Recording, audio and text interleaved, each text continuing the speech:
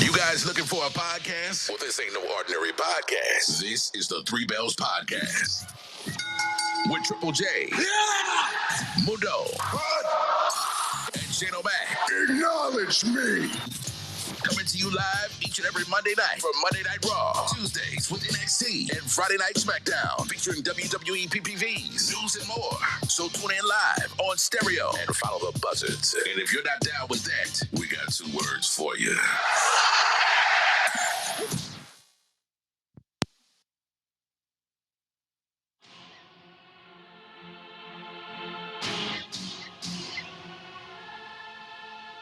Born to be the greatest of all time. This is where I draw the line. Can't stop my shine. They know it's my time. Let the world know I've arrived. I'm on the rise. Unstoppable. Watch me do the impossible. Watch me do what I got to do. I'm too hot for you. I'm not about to lose. I'm the greatest. Big smile. What's good, everybody? How's everyone doing? Happy new week. Happy Monday. Happy Monday Night Raw. Coming to you live with the Raw. It's 5 days away for the big PLE King and Queen of the Ring. And it's also Fleet Week. Happy Fleet Week, everybody. Which means that summer is right around the corner. I can't wait. Memorial Day is just around the corner. We can't wait. And tonight, we recapping Raw. I can't wait. But first things first. What's up? It's me, your homie, Shane O'Mac, coming to you live from the East New York section of the Three Bells podcast table. Of course, I'm not here alone. I am joined by the homie, the Goo.com, the smartest guy of the smartest. It's Triple J. What's good, Triple J?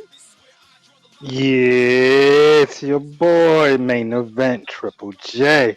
What's good, Shane? What's good, LaJuan? What's good, Des?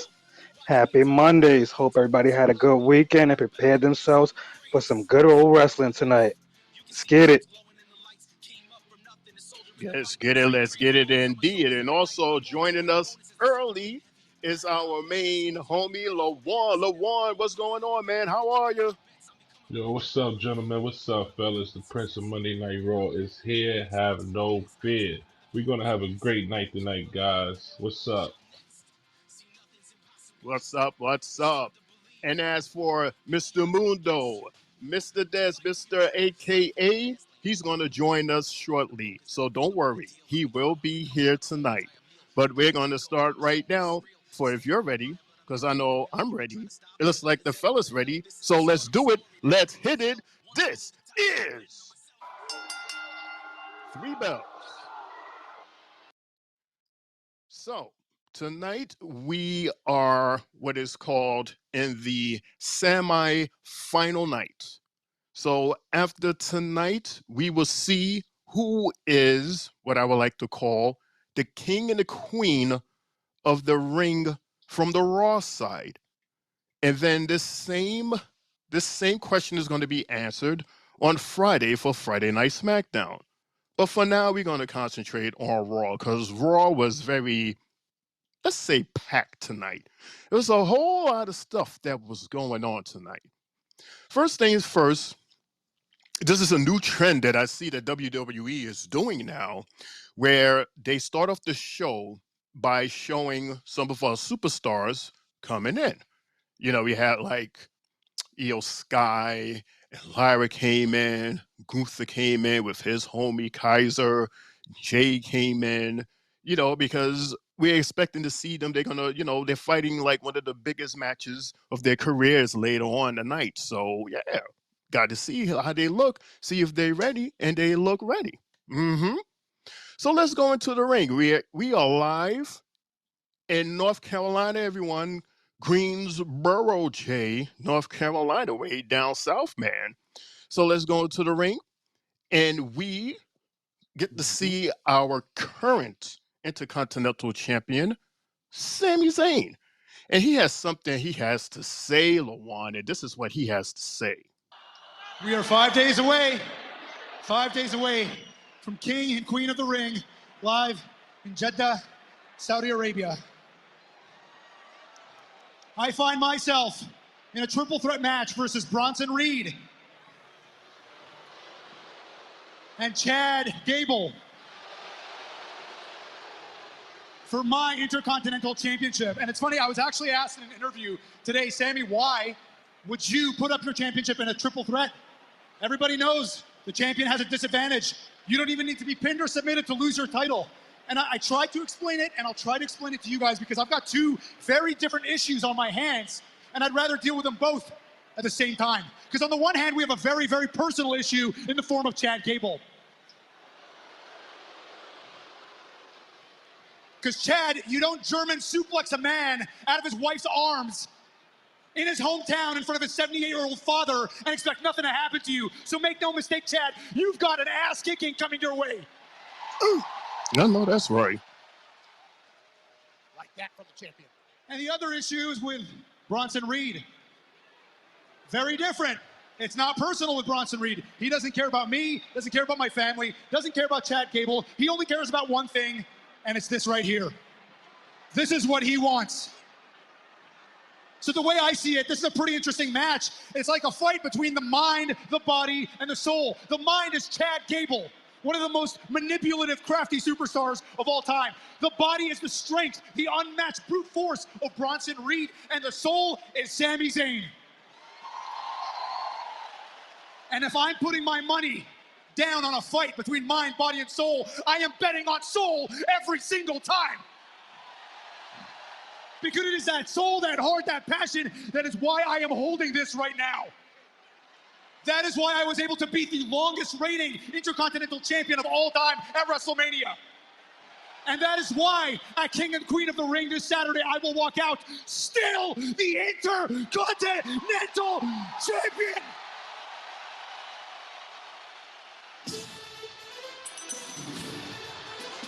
Here's one of his challengers. Right. Hold on. Sammy, did I hear you call me manipulative? Me? Manipulative. I'm manipulative. Let me ask you this, Sammy. Did I manipulate you into beating Gunther at WrestleMania? No. I coached you, selflessly I might add, into winning that championship. No, that's my problem. Everybody, I figured it out. I'm too damn nice. I've been too nice to you, and I've been way too nice to these three clowns standing behind me. Oh, that's nice. Come on. Take Maxine, for example. Miss Maxine. Now, Saturday, you should be in Saudi Arabia competing for the championship in the finals of the Queen of the Ring, but you're not going to be, are you? No, why is that? It's because you blew your opportunity. Failure. And Tozawa, you did exactly 0% of the damage I asked you to do against Bronson Reed last week. Failure. Which brings me to you, Otis.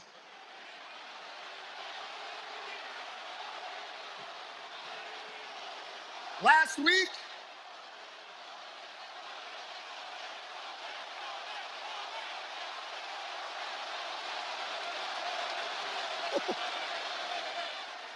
against Sami Zayn, you proved once again, my friend, why, by far and away, you are the biggest disappointment on the planet. All right, that's enough of that. I think we've all heard just about enough out of you. Yeah. You know what, actually? I got a question. What? No. Question's not for you. Question's for the Alpha Academy. How much longer are you guys gonna deal with this guy's crap? Hey, Sammy, you don't talk to the Academy, I talk to my people. I see what you're doing. All right, you said it yourself. I'm the brains of this operation. You're trying to drive a wedge. Fortunately for me, they've already rededicated themselves to me and my journey to reestablish respect for the Alpha Academy. Oh, and let me just say, Sammy, I am sick and tired of listening to you talk about your heart and your soul. It's pathetic. In Saudi Arabia, I don't have to pin you to win that championship, but I'm gonna pin you. And I'm not just taking your title.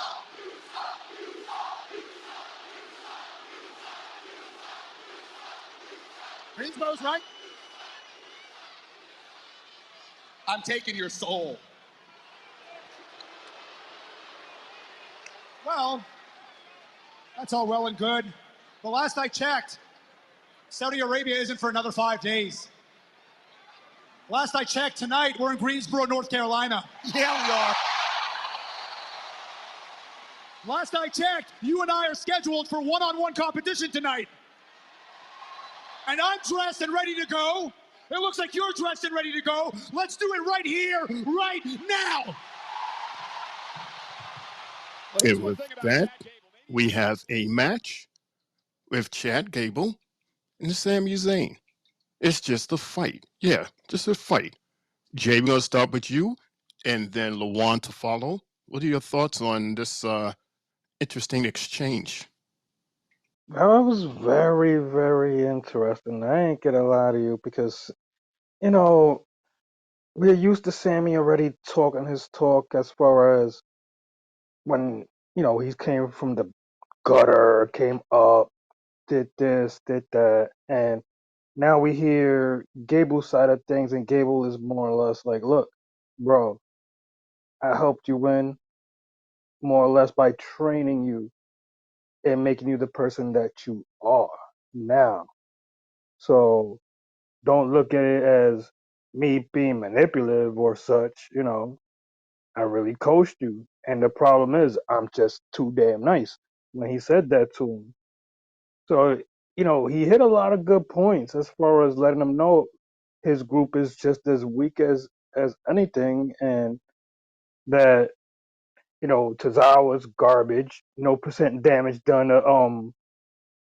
to Bronson last week. Maxine should have been in the Queen of the Ring, but she blew it because she acts up. And then when he called Otis the biggest disappointment, you just like you kind of figure now that he's pushing to be a super heel, and it's a slow progress, but you can see how the crowd is already booing him, telling him you suck and such, and how the fact that Bronson Reed doesn't care about neither guy is great. He just wants to come in there, kick ass, and create magic in the ring. So I'm all cool with it, and hurry up, Jeddah, and we will see you guys on Saturday for that triple threat. Winner to be determined. I agree with everything Triple J was basically saying. Great promo to start off Monday Night Raw. Sammy basically told the crowd that whatever he's gonna do whatever he has to do to basically win his title.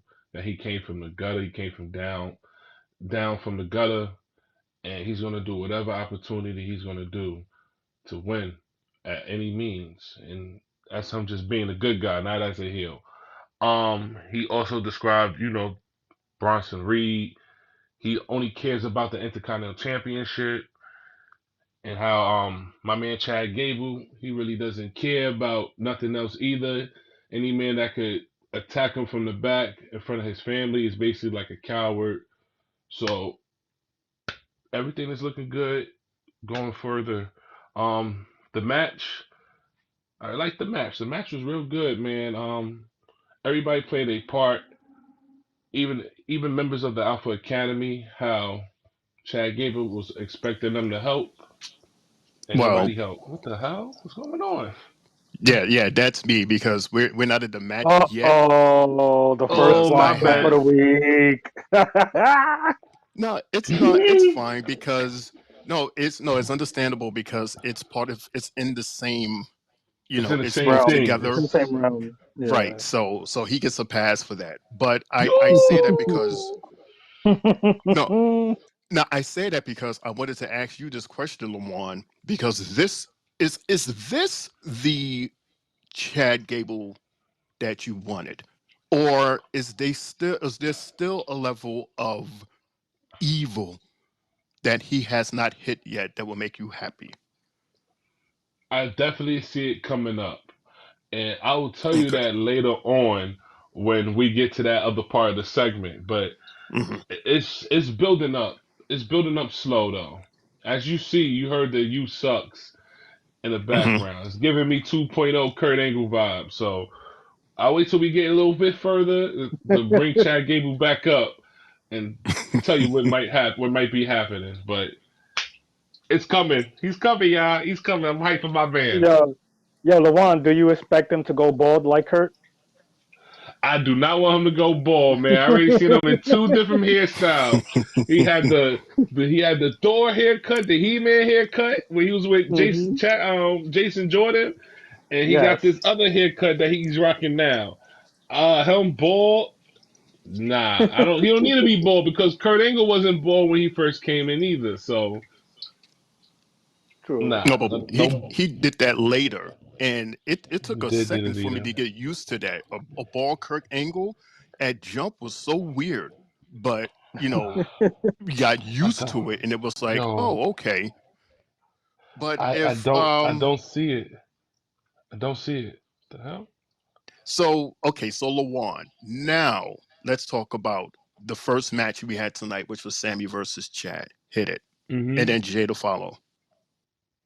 Great match again to start off Monday Night Raw. Sami Zayn doesn't disappoint, and neither does Chad Gable when they both wrestle. So great match. Again, you saw some of the members kind of get involved little by little. Alpha Academy, he expect these guys to help, but Tazara and them they ain't really help. And towards the end, to my man Otis, hit my man Sami Zayn with the club hit, off his neck. Bow! And that was it. Chad Gable hitting him with the finisher, 1, 2, 3. And that was it from there. But again, good match. These guys never disappoint when they're wrestling. Man, it was a pretty decent match. I ain't gonna lie to you. From what I seen and what I caught on in this match, you could see that as much as Gable was trying to get help from everybody, nobody wanted to help him, and he was getting mad, telling them to leave, just forget about them. But at the same time, Sammy was still, in a way, able to control the majority of the match until the end. All because of Otis. Otis just said, you know what, fuck it. I'm gonna just do this for my guy, and or to hell with it. So he did it, and Gable wins. He has the momentum leading into Saturday. Let's see if that momentum carries on and he takes the IC title this week. Hmm. Oh, fellas. So for me, a couple of things I noticed, besides the fact that Maxine, she had an opportunity to help and she didn't. Tozawa had an opportunity also and he didn't. And there was a point where Chad was being chased and he put Maxine in front of him as a shield, which I thought was very cowardly, a very coward move. But then it's a Chad mood, so it's a Chad move. So yeah, it was just like not surprising, fucked up, and not surprising. Yeah, the fact that Otis, and I was surprised that Otis did that, but poor Otis, like he is going through so much right now. It's like he wants to do good with Chad, but he knows that Chad is bad, and what Chad is asking from him is bad, and he's a good guy. Like you're a good-hearted dude. It's not in you to do bad stuff like that. Which is why something happened later on because his good side comes out. And yeah. Oh, and by the way, we had a glitch alert, glitch alert. We had a glitch at 8:20 p.m. and this was during the instant replay right before the first commercial. That And was such a I don't know if that was such a quick glitch, bro. So do you guys quick. know what it was? Do you know what the I glitch saw consists of? I Bro, saw I it. blinked. I blinked and that shit disappeared. Do you know what it was, Lamont? Yeah, it was basically a video of basically questionnaires, and you got isn't that how you go to a website and you do like a survey and Hmm. you're answering questions. It was basically saying, "Are you free?" yes, no, maybe, I don't know. And you just gotta click answers, and it just kept refreshing and refreshing, and it kept going faster and faster and faster and faster. And then it pulled out like something that looked like a calendar. I don't know how to solve it yet. Hopefully somebody on Twitter did already, and I'll go look it up as soon as possible. But that's what it basically was saying, and then it said at the end, see you soon. I have the answer, Mm. Lawan. It's like one of those things where they give you a set of numbers and each number represents a letter Right. and you put all the numbers and letters together. It's a sentence, and I have that sentence here for you. It Ooh. says it says a puppet is free as Mm. long as he loves his strings. Wow. Mm. Mm. That's deep right there. That's so deep in like so many levels, even outside of this whole Uncle Howie thing. Don't you think, Lamar? I don't know Don't you think, who Jay? wrote. That's great, and whoever wrote that is great. And I'm hoping Bo Dallas did, man, because now we can finally get to see his work. If it's Hmm. really him portraying as Uncle Howdy, or maybe a different character that might portray as Uncle Howdy, or something like Bray Wyatt. We don't know. It could be a complete different person. That, but not Uncle Howdy, but somebody that Bo Dallas could be a complete different person, basically, a whole different new gimmick. Oh, so you're saying that Bo is not Uncle Howie? Uncle Howie is somebody else, but Bo No, would no, he be no. Bo or would he be? What I'm saying is that everybody could think this is Uncle Howdy. Mhm. What I'm basically saying is this is looking like this could be Uncle Howdy, but what if it's Bo Dallas portraying as a different character? Just like when everybody thought Bray Wyatt was coming back, everybody thought we was getting a Fiend Bray Wyatt, but we got a whole refreshed different Bray Wyatt when he went against Okay, Mm. I Mhm. see. Mhm. this I guy. see. That's what I'm We saying. got we got the soft side, and then we got the scary side of him. Right, Hmm. So we could probably see the Bo Leave stuff, and then we're gonna see the Uncle Howdy Bo Leave right. type shit. So you Right, never right. know. You never know with Triple H and the storytelling right now. So I'm gonna give it some time when he comes out. Okay. Okay. Because you know what I think about the way you're talking about the puppets and the pulling of the strings. It just reminds me of all the puppets that he had in the funhouse with him.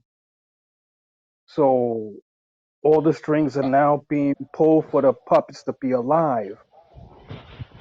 I So agree. we're like, now we gotta get the puppets in real life, and this shit's gonna be crazy. The way I want them to do it is the way when Bray had them surrounding all four corners of the arena. I want them to be reintroduced that way. That shit will be crazy. Who you think they attack first? Hmm. Um, if we're Hmm. going, if we're going by last person or enemy, hmm, Like, I do they even have they even give any clues or hints as to who their enemy or enemies are? no, No, right? no. No, It's nope. just these clues as to I guess pieces as to I guess put pieces together as to who they are or might be, and But just my give them thing, like my go my ahead. question, my question is, are they doing it around similar matches? Like say, okay, tonight's was during which match was that? Gable and Sami Zayn. Have Yep. they Hmm. done that? Have they done that before around one of their matches? Before, but prior to this, like I I'm mean, trying to done. see it. I'm trying to see like what scenario it is going in. Even if it was doing the ladies match, what what females do they do it more to when there's a glitch on? I mean, I gotta start looking through this book of mine and finding out the glitch times and seeing who are the people involved in this shit. Hmm. Hmm. 'Cause it's very tricky. This shit It is is. very This It puzzle is. is a crazy puzzle, bro. It is. And I really like this line where it says a puppet is free as long as he loves his strings. I Hmm. mean, yes, the puppet in his mind would be free because he had accepted the fact that he has strings.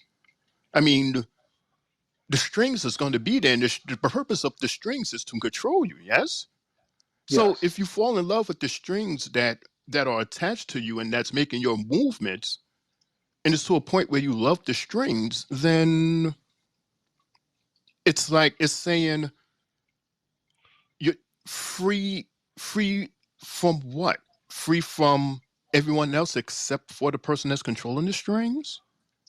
Hmm. Free as in like you understand what I'm saying? Like this is a real deep conversation. Like I could go real deep with this, so I'm just gonna stop because There it's are it's no one of those type of strings conversations, on. Lawan. You know what I'm saying? Like There are This no see is like a Lawan's strings this, on laughing because he me, knows. like Ultron. Mm-hmm. this is like a fucking 500-piece puzzle where the I corner is just, missing. I just hope Mm-hmm. when it starts and when it happens, it blows everybody out. Everybody's excited because I really hope that Bo Dallas really gets a big pop for this, because he's doing this for his brother, not only for himself but his brother, man. So I hope they really show him some love, man. And this is a great opportunity for him to start his career all over. Right, right. All right, so we spoke about our first match. We said hi to everybody, and we have a message here from Sylvie. Hey guys, that was really weird. But big shout out to the Three Bells podcast. My big bro Triple J, Shane O'Mac, Mundo, and tonight Lawan. I see you on early. I just wanted to tap in on the Chad Gable and definitely say he's Kurt Angle 2.0. And I don't know if you guys noticed, but there was a poster. Somebody had a sign up that was like Perk Chad. Definitely, Yeah, he's yeah, definitely I did not peep that at all. me neither. Chat on perks. Good eyes, though, sister, because I didn't see that. I didn't see Oh that. shit. I gotta remember. We gotta remember to look at the backgrounds because there's so much that's going on in the background these days, and we miss out on so Right. much. But good observation. Thanks you for that. But yeah, that was match number one, and to be continued. Totally to be continued. We got a video package, fellas, of EO Sky. I did not read what the words in the bottom of the screen, so I have no idea what she said. Do you guys like Jay? You're our interpreter. So any ideas to what she said? Well, I might need like 30 seconds to find it on YouTube. Let Hmm. me see. Well, well, Let, it had the words in English when I was watching it, but what she basically said was she was basically ruling like she was the leader of Damage Control and they took over SmackDown. And when she wins Queen of the Ring, she's gonna take over Raw, and everybody's gonna bow down to her and Damage Control basically. Mm. So that was I her can segment. I can see that. Did something happen? Something weird just happened. You It guys still sure I here? did. noticed. Okay. I noticed Des just like, look. Okay, I got it. I got it. I got it for EO. Hit If it. y'all ready for me to say it. Hit it. Here we go. Here we go. Now you press play, and here we go. Since I arrived, I have dominated everyone in my way.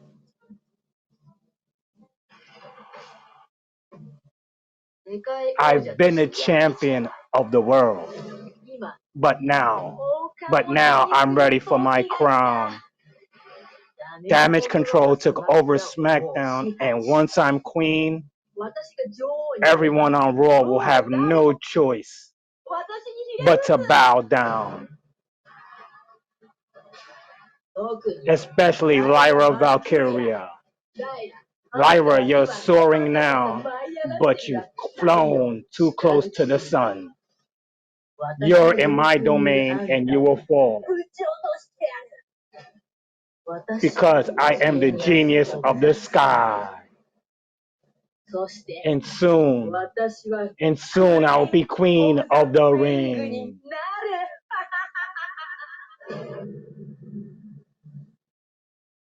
There you have it. Triple J, why Well, you say all it right, like her? Jay. He read it like if it All was her. right, Jay. Yeah, he read it as if he knew exactly what she said. So it's like, yeah, she said Right, it and he Shay. repeated it. So yeah, good Right, for Shay. Jay. Good job, Jay. Sound just like her. Yeah. Okay, Mr. Konnichiwa. International.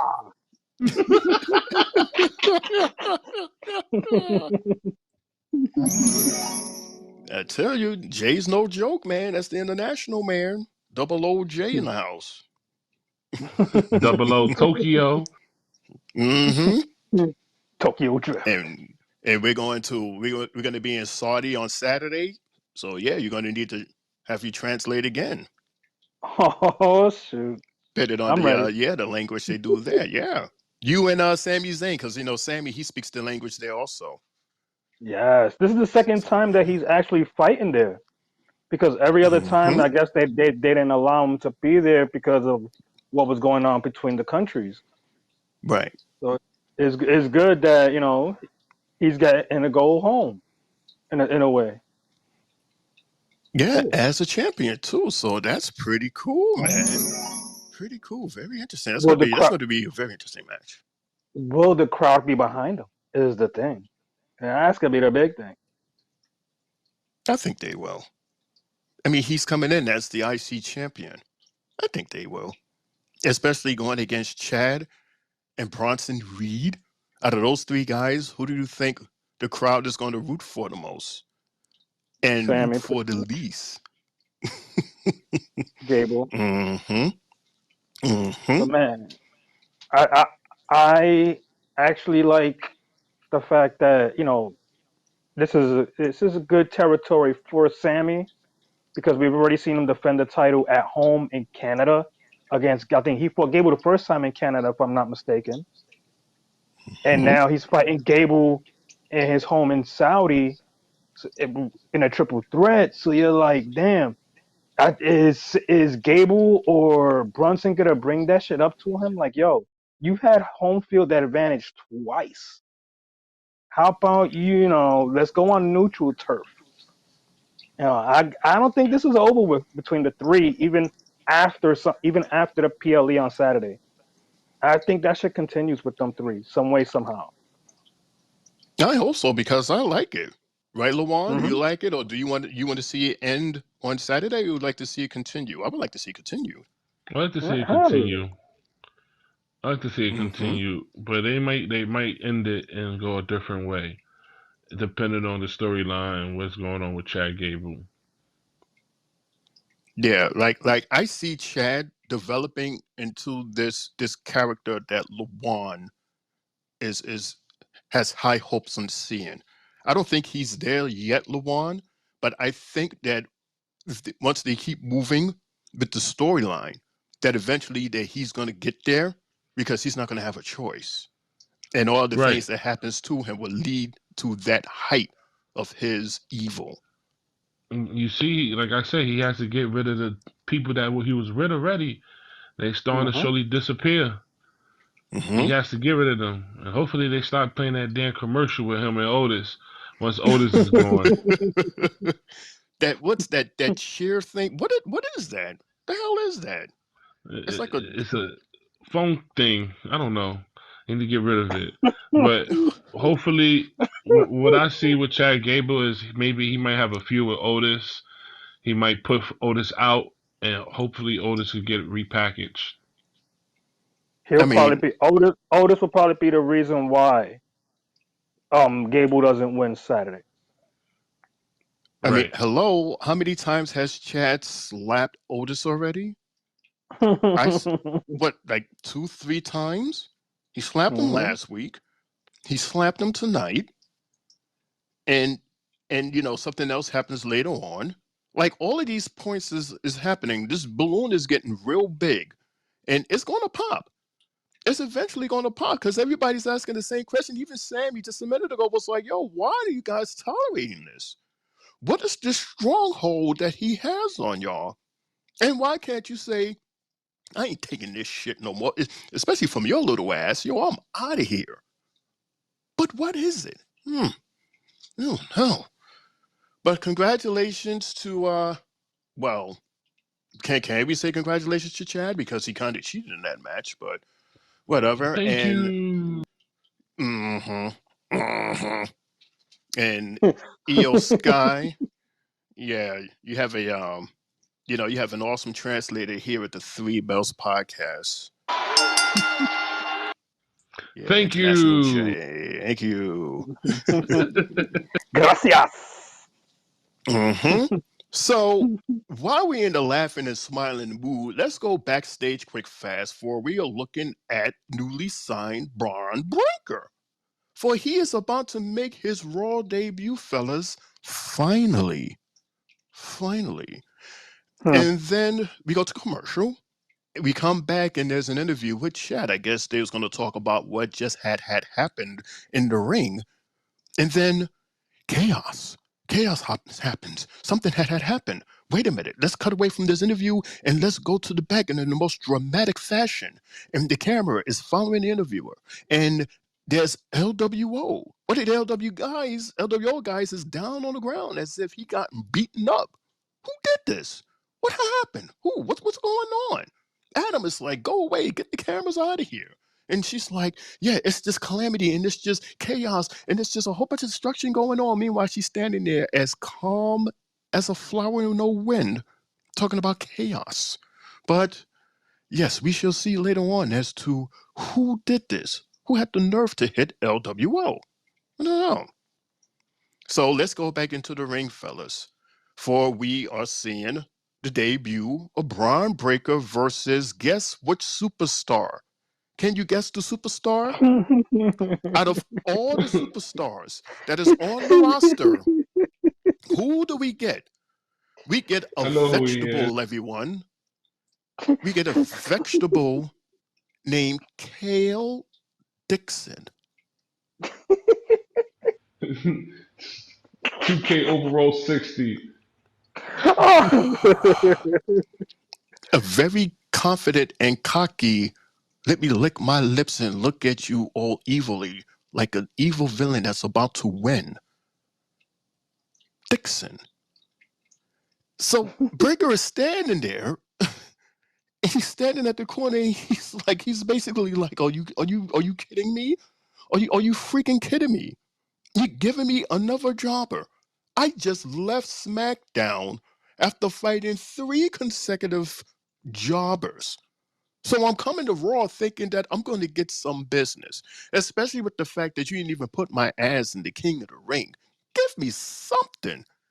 This is what you give me? And if you blinked, you would have missed one of the strongest spears. He ran out of that corner and hit that spear so fast that you didn't even see the run. You just saw him stand on the corner, and then the next frame was the spear. It was super fast. So he did that. You thought he was going to pin. Nope. He throws poor Kale out the ring. So he's out the ring. He rolls out the ring. And what happens? He runs around the ring and bam, hits old Kale again. Then he grabs him by the head and puts him in the ring. And for some reason, the official was standing there and he goes, stop the ring. He just stops the match.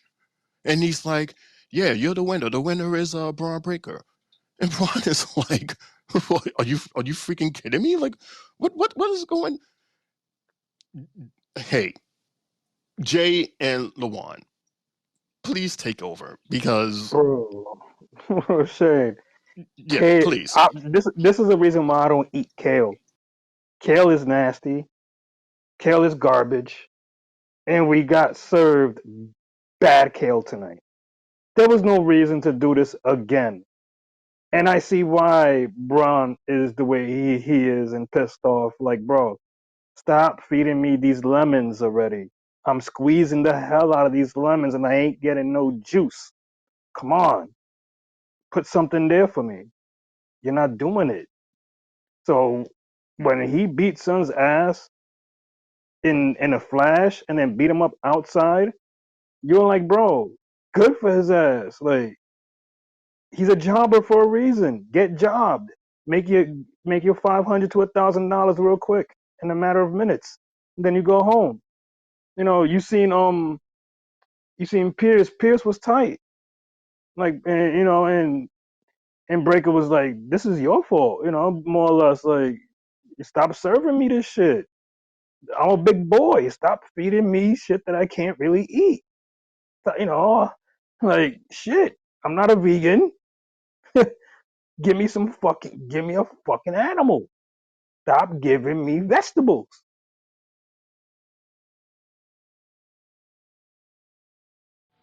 Damn. I wish Shane could play some sad music right now for this guy. Shane, you can play some sad music real quick, something real sad if it's available. Sad music? Yes, because we're about to say a prayer for this jobber. So Sad music? I like to say a prayer for this guy. Wait, what is this guy name again? Kale Dixon. All right. So basically, it's a vegetable from down south. Kale is not a bad vegetable. It's actually supposed to be better than spinach. So I don't understand why that guy, lost the match that way. And not only just lose the match, but damn, I mean, he got oof. I don't even know the word. LeBron, here you Just go. want, I just want to say rest in peace to Kel. Kel, I'm so sorry on what happened to you. Ron Breaker hit you with a spear, and I thought you shit yourself, man. I really thought you shit yourself. Then he proceeded to throw you out and kind of yell at you and whoop your ass some more. Now, I don't know if this is a good ass whooping. I don't think nobody should ever get their ass whooped like this. No jobber should ever get their ass whooped like this. After he throw him in the ring, he hits him with a super spear.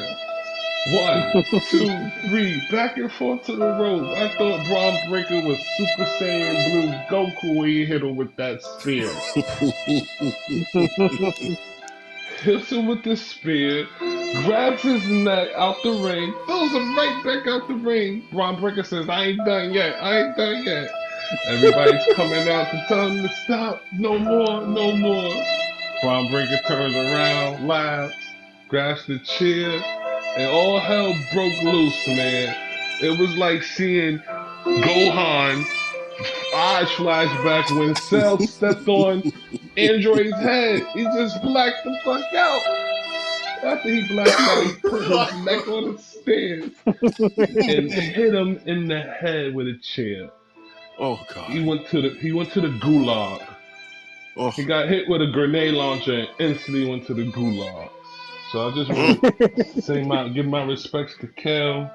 You made your little $500, but for what? At what cost? Now you got a Mm. freaking broken neck like Hardcore Holly. Thank you. Rest in peace, Kel. We can end the music there. Rest in peace, guys. Rest in peace to Kel. Did you just say hardcore Holly? Remember Sure he got did. hit. Remember Brock Lesnar Sure broke his did. neck. Yeah. Exactly, Yeah. broke his neck. Went on the Yo, stretcher. my whole thing was like, how did Kale even get to the step, at the middle of the step, when he didn't even get up to get there when this guy, when he was being separated? Like, I was like, wait a minute, That you was really weird. got up and crawled to that base of the steps just to get hit? No Yeah, I think they way. did. Like it was set up that way because he put the step down. He never like Right. placed the dude on the step. So I'm like, because he ran over and got the chair and then came back with the chair, and the step was set up, and the dude was on the crack of the step. I said, when did that happen? And then he swung. I said, oh That's man. stupid. Damn, bro, nah. Stop giving this guy vegetables, man. You see, he was with. It's terrible. You see, when son was with Corbin, he was, he was eating good. He was eating ribs and steak and all of this other good shit. He comes to the main shows and he's getting fed vegetables and fruits and shit. Mm, Nah, bro. Nah. mm, mm, mm, mm, mm, mm. So to make matters Come on. worse, and to make Lawan's eulogy even more sad, is we go backstage and Broken Kale is wheeled into the ambulance, ambulance, however you want to pronounce that, depending on where you're from, ambulance. And Adam confronts Breaker. So Adam asked the obvious question, what were you thinking? And Breaker simply asked, you don't control me. You didn't put me in the ring. That's on you. And then he walks away. So we're like, oh shit. Uh-oh. I don't think this is the last we're going to see of this guy. I don't know what you guys thought, Luan and Jay, but I said, I have a feeling that this is not going to be the end of Mr. BDB. Luan and Jay, you guys got anything you My want to say about my this backstage? my whole thing about the backstage part was Kiana James going to Pierce and was trying to offer her help, and he was like, "Not right now, later on," type shit. Don't tell me this is the reason why they drafted her, bro. That she's gonna be backstage. Come on, man. If that was the case, you could have left her in her fucking storyline that she had going on NXT, being a part of the storyline, like Des was saying before to us. This doesn't make sense with what they have for her right now. This ain't fair. But you know, whatever role Kiana James is gonna be in, this is not it for her. Look like Braun Breaker is about to be the bully of Monday Night Raw. That's what I get. The bully of Monday Night Raw. And it'll be fitting, and I will understand. I understand exactly why he's feeling the way he's feeling.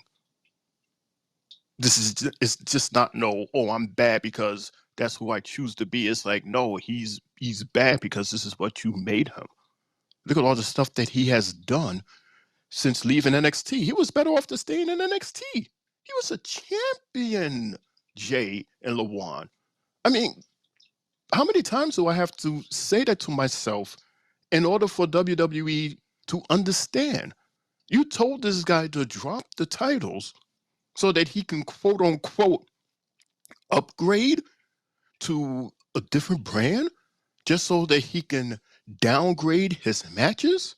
And now you put him on the flagship show and he's doing the same spiel. It's like, come on, man. Come on. But I have a feeling that pretty soon Breaker is going to get what he's asking for. And Breaker's going to get what he deserves. So there you go, Breaker. I got your back, man. Whatever you do, I understand. And I hope you get exactly what you deserve because you deserve way better than this, especially Broken Kale. There was a look back at Lyra and EO for the Queen of the Ring 20, just so that we can be reminded as to how these two got paired up together. And we're backstage with our current women's world champion, Becky, as she gives what looks to be a pep talk with Lyra. And Lyra's just standing there. She's like, uh-huh. She's like, yeah. She said, yeah, I got this. I got this. And to me, it seemed like I don't need you to pep me up. No, I got this. I know who I is already. I don't need your help. Worry about yourself. I got this. I'm good. Trick now. Move out the way so that they can play my music and so that the queen can walk to the ring. So here we have match number 3, fellas. And this is for the queen semifinal. Lyra versus Io Sky. Lawan, let's start with you and then Jay to follow on your thoughts and comments about this match. Match was terrible. I didn't like the match whatsoever. It was slow. It was boring. The crowd wasn't into it. I didn't like the match whatsoever. They were slow with their movement set. A lot of mistakes, a lot of botches. I didn't like it, but it was a good win. It was a good win for her. Hopefully, we get something coming out of it after this Queen of the Ring tournament. Um, I'm wondering what they're gonna do this and how they're gonna do this with Becky Lynch and how she might be able to fit into this. I could see how this may happen and how Becky Lynch could possibly lose her title maybe later on. I'll discuss that later on. Well, with this match, I actually enjoyed it. I understand what you were saying, Lawan. Like the match to me started slow. They fought to a point where they looked like they was trying to understand one another, and then once they did, the rhythm picked up. The crowd was into it, oohing and eyeing, and there was one move that Lyra did where it looked like she was about a Boston Crab EO, and she turned her around one way, grabbed her arms, and rocked the cradle with her under her. I said, "Oh shit, that was a fire ass move that I've never really seen pulled out like that. That was cool as hell." And you know, even that German power bomb that EO hit was crazy. Lyra's tornado DDT was fire. The moonsault by EO. Did multiple moonsaults tonight. That was clean and crisp. That I enjoyed.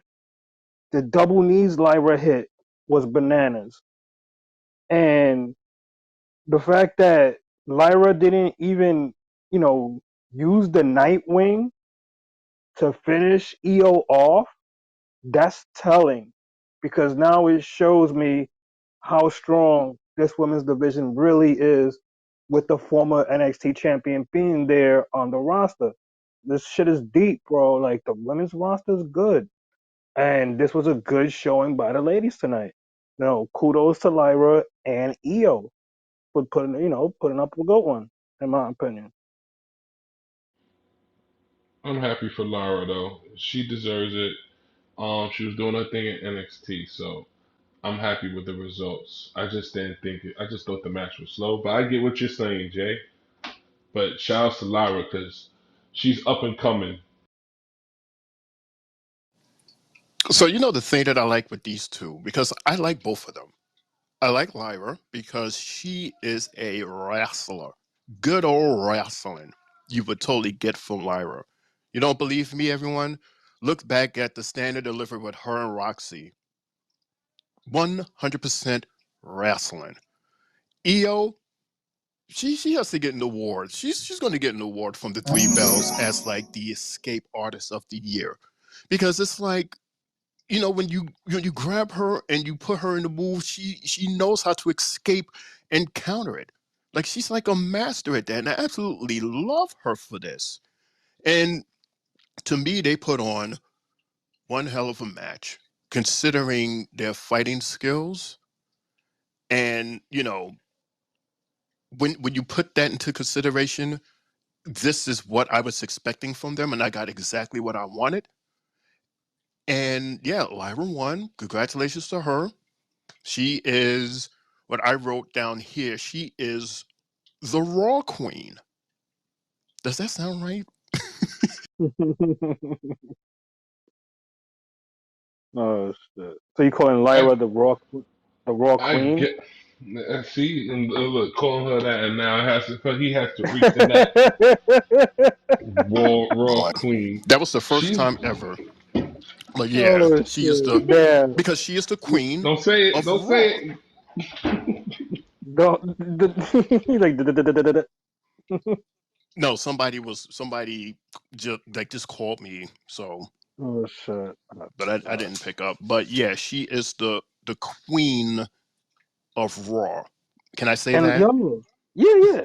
And look, yo, Shane, look, Yes. Shane, for the second week in a row, they gave Lyra that intro, that where she opens her arms and you see her Titantron behind her. I love Mm-hmm. that. I love that shit because it looks like the wings are really attached to her, as to oppose when she Yeah. was in NXT. You know, when she was in NXT, she had the wings really attached on her. Mm-hmm. Now that she's just standing in the ring and it's behind her on the screen, I love it. It's like she knows exactly where to stand, when she gets in the ring to do it. It's fire. Yeah, well, you got that big, pretty screen where you could do a lot of things like that. So Right, it looks perfect when she stands at the perfect spot, and the camera gets that perfect angle. It's right. it's beautiful. It is And that beautiful. and that thing that you said about Io, about her being a counter fighter, would you Hmm. say would you say right now she's maybe one of the best counter move females on the roster? Absolutely, I agree. absolutely. If you were to ask me, she's on my list right there. Definitely, Okay, definitely her as my top. I'm sure there's more there, but hmm, okay. unless do you have someone that can be like a No, contender? no, because I'm thinking about it and it's kind of true. Io pretty much counters everything. Hmm. She has a basic move. She has a crazy move for any type of move that you would think that you're coming out with. So if you're coming Right. out with if you're coming out with a chop, she's probably coming out with the leg sweep, like whoop, quick leg. That shit is crazy. She's nice at it. She's good. I would say counter and agility because she's fast too as well. Right. Yeah, absolutely, absolutely. Like she's just dope. Like I really, really like her. I like both of them. I like both of them. So it was like either way, I still would have been happy. But then I said, because Io was already champ not too long ago.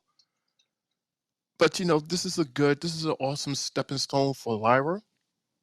Right. Being how awesome she was in NXT, and now she's bringing that awesomeness here to Raw, and she's just killing it right now, and it's Yo, for the right reasons. Hmm. you know what's crazy though, Shane? Hmm. Look at all these former champions from NXT that are being called up, and look at how they're being used. Look at Lyra. We look at Carmelo Hayes. We look at Ilya Dragunov and Braun Breaker. Braun Breaker gets fed nothing. All those three plus Tiffy, they get fed top notch fights. That is crazy. Hmm. And at one point, Braun Breaker was the featured guy on 2.0 when NXT went that route. And now look at him.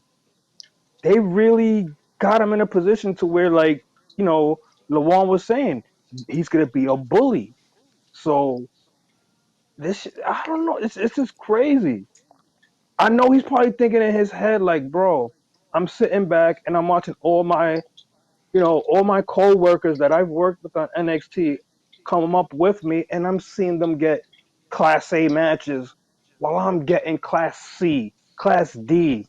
Like, no, he wants change. He wants change, and he's gonna force it by just doing what he did tonight. But it Right. was just something. It was just something I've been keeping an eye on as far as who they've been feeding these recent call-ups. They get fed good people. He doesn't. I don't understand it either because I understand if he just started out and they wanted to show his skills.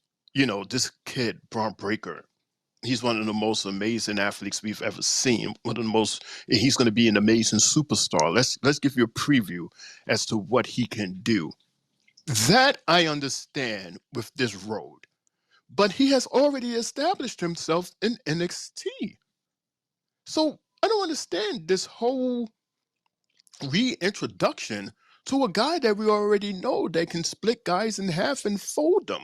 We've seen it time and time again. So how much longer are you going to do this same thing before it gets tiring?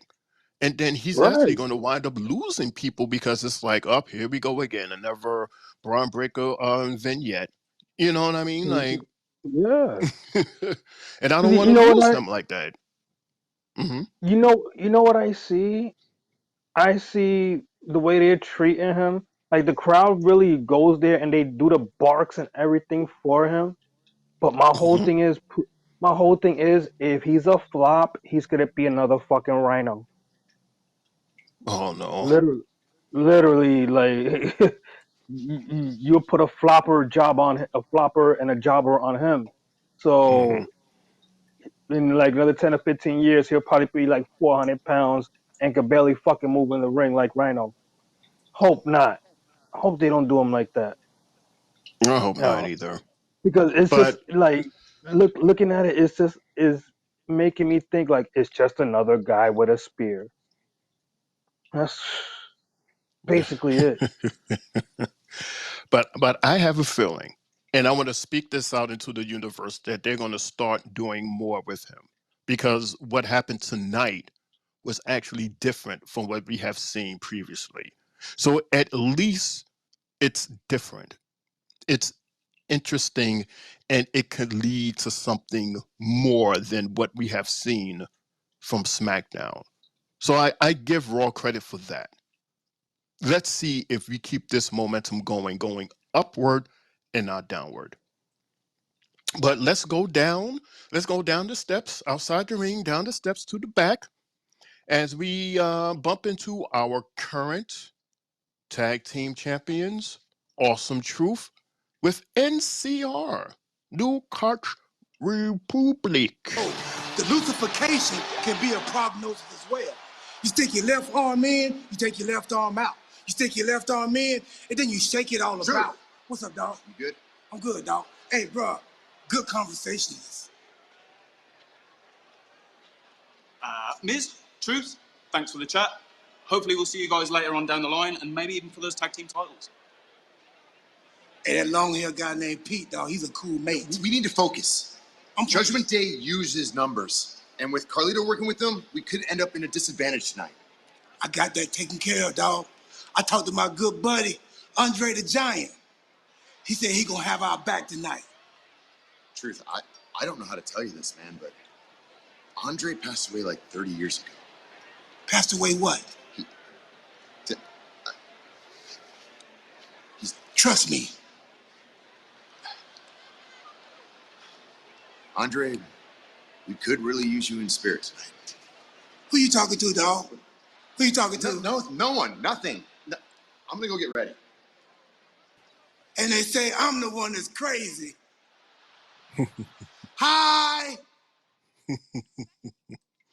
Gotta love R-Truth. Gotta love R-Truth. I mean, I know there isn't much for you guys to say about that segment. I mean, because it's just a way for R-Truth to make us laugh. It's almost like the comedy moment of the night type thing. I mean, personally, I still miss him with Judgment Day. I would like to see that happen, but I understand. We have to move forward, especially with the fact that he is part of the tag team champions. So yeah. But Jay, what do you think about that, Jay? Like what were your thoughts on like that whole segment? Bro, that shit was hilarious when he started doing the Hokey Pokey song. I was just like, yo, no way in hell is this guy doing this shit tonight. I just started laughing. What? Come on. Come on. Come on. Always know when I gotta talk, I get interrupted. Jesus.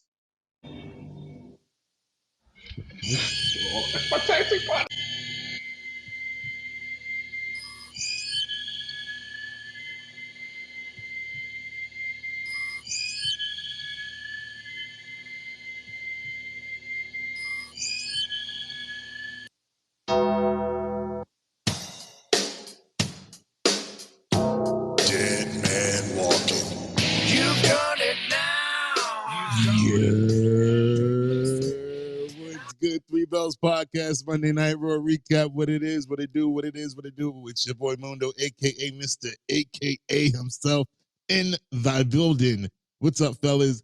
I'm sorry I'm late, but thank y'all so much for holding it down for your boy. I'm here, but let me not interrupt you anymore.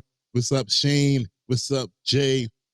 The Prince of Monday Night Raw, Lawan. What's going on? What's going on, fellas? Hey. Yeah, you can't interrupt us no more. You done played all the soundtracks of your computer or mixer, whatever it was. How many songs did you play just now? About maybe three. 4 million and 7. It's only three. You played like the whole soundtrack. He played his album. He sure did. That was the Mundo 3 Bells album, apparently. I mean, look, I got to show up late. I mean, I'm late, so I got to show up and do something. I'm sorry, Jay. It was at your expense, but I'm sorry. Mm-hmm. Oh shit! Jesus Christ! What's that? It's my phone. I don't know why my phone is blasting like that. Yo, I'm sorry, everyone. I thought that was Wesley's song for man. a second. I was about to be like, oh shit, that's my I was phone. about to I'm about to It's start my singing the phone. song. Oh. I was about to say, Mono, come back. Shane O'Mac. Mundo. Triple J. Sevilla. Yeah, Shane, you guys are doing a great job. I'm just here. I'll chime in when I can. Triple J, you were in the middle of a thought with R-Truth and his crazy ass. So back to you, Jay. I don't know. My thoughts are gone right now. You just came in and hit me with the yeek yeek. That was it. You yanked me. You yanked me, bro. That was it. I'm in the dirt. I'm done. Sorry. you know what? I got something for you, Jay. You ready for this? You ready, Jay? Come on, Jay. Hey. There you go, Jay. Hey. There you go, Jay. There he is. There you go, Jay. Hey. I see you. Shirts off. Wait, no. Hey. Oh no, he's running back. No. He wasn't supposed to do that. I know. I caught myself. I said, wait, no. I caught it. My bad. Okay. Yo, Nope. Yo, Shane. No. Yes, Yo, yes, man. when I heard your phone ring, this is the first thing that came to my head. Oh God, really? Hey. Another night by the real McCoys. Shane, look at Jay queuing up songs. Can you be any louder than that? Jay, I think we get the idea. Jay. Logan Paul. Jay.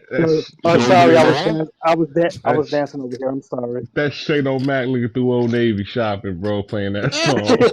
Wow. Wait. Look, I got a new sound. Listen to this one.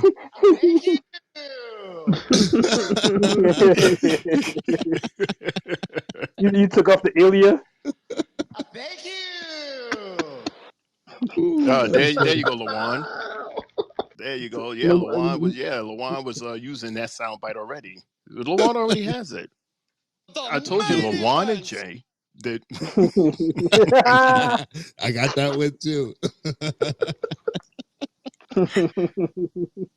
Des, it is so funny that you playing that because guess what? We are still backstage and we're talking to that very guy. We're about to talk to him right now because he has something to say, believe it or not. He might say that. But let's listen to what he has to say because he has something. Last week, main event Jey Uso defeated you in order to face the ring general Gunther here tonight. And I got to ask you, who do you think is going to win the King of the Ring tournament? Like I said it before, I am frustrated. But there is no shame in losing to the man they call the main event. This is the kind of fight that sets the bar, where you really need to break yourself. But talking about a man who broke me several times. Gunther. Jay? Ricochet. Don't get it twisted, homeboy.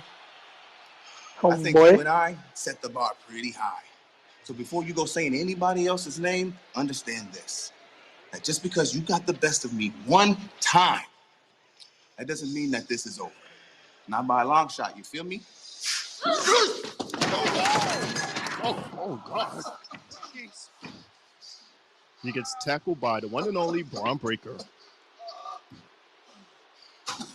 as he towers over him in victory.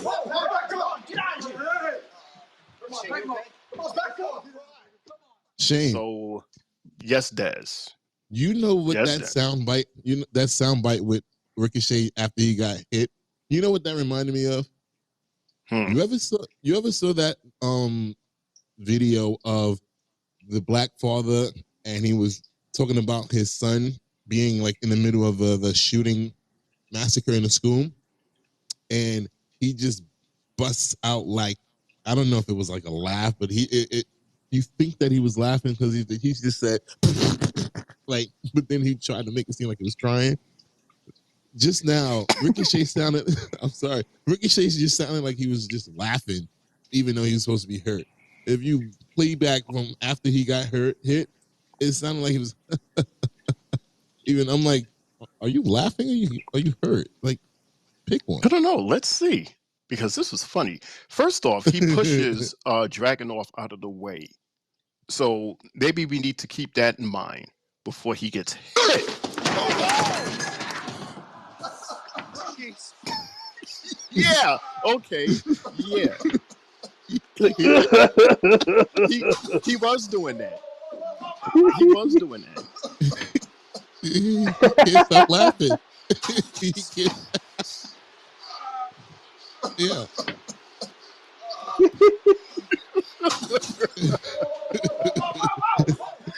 Oh, That's gonna man, be the that's new funny. sound effect.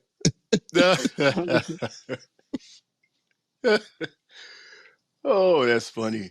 Oh, Man, man. all these backstage ass beatings that we've been seeing over the past couple of weeks. Jesus. Like the way LeBron. the way NXT ended with that ass beating too. Damn. We're seeing all these ass beating. You talking about the parking lot one? No, the end of NXT on last Tuesday. And it was backstage. And Oh yeah, with Gallus beat him up. yeah, with Wesley and Briggs and Ivar, they all laid out. Mm-hmm. But Yeah, he's guys, on the injured list, so I'm Ivar telling, is on the injured list. So. right? I'm telling y'all, Gallus did that to Noam Dar as well. Like, I don't see. There's no reason for Trick to do it. But that's for tomorrow. I'm sorry. Just a sneak peek of what's to happen tomorrow. But we are still here.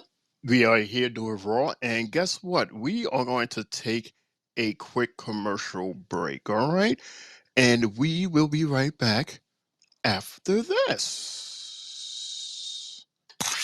You guys looking for a podcast? Well, this ain't no ordinary podcast. This is the Three Bells Podcast with Triple J, Mundo, and Shane O'Mac.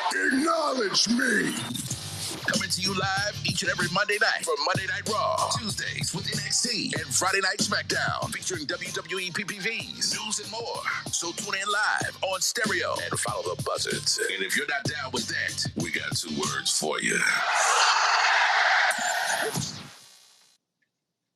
Welcome back to Monday Night Raw's The Three Bells Podcast, where I am here, Shane O'Mac, with our interpreter and smart guy, Triple J, with our special guest, the Prince himself, LeBron, and Mr. AKA Mr. Mundo Dez is in his house.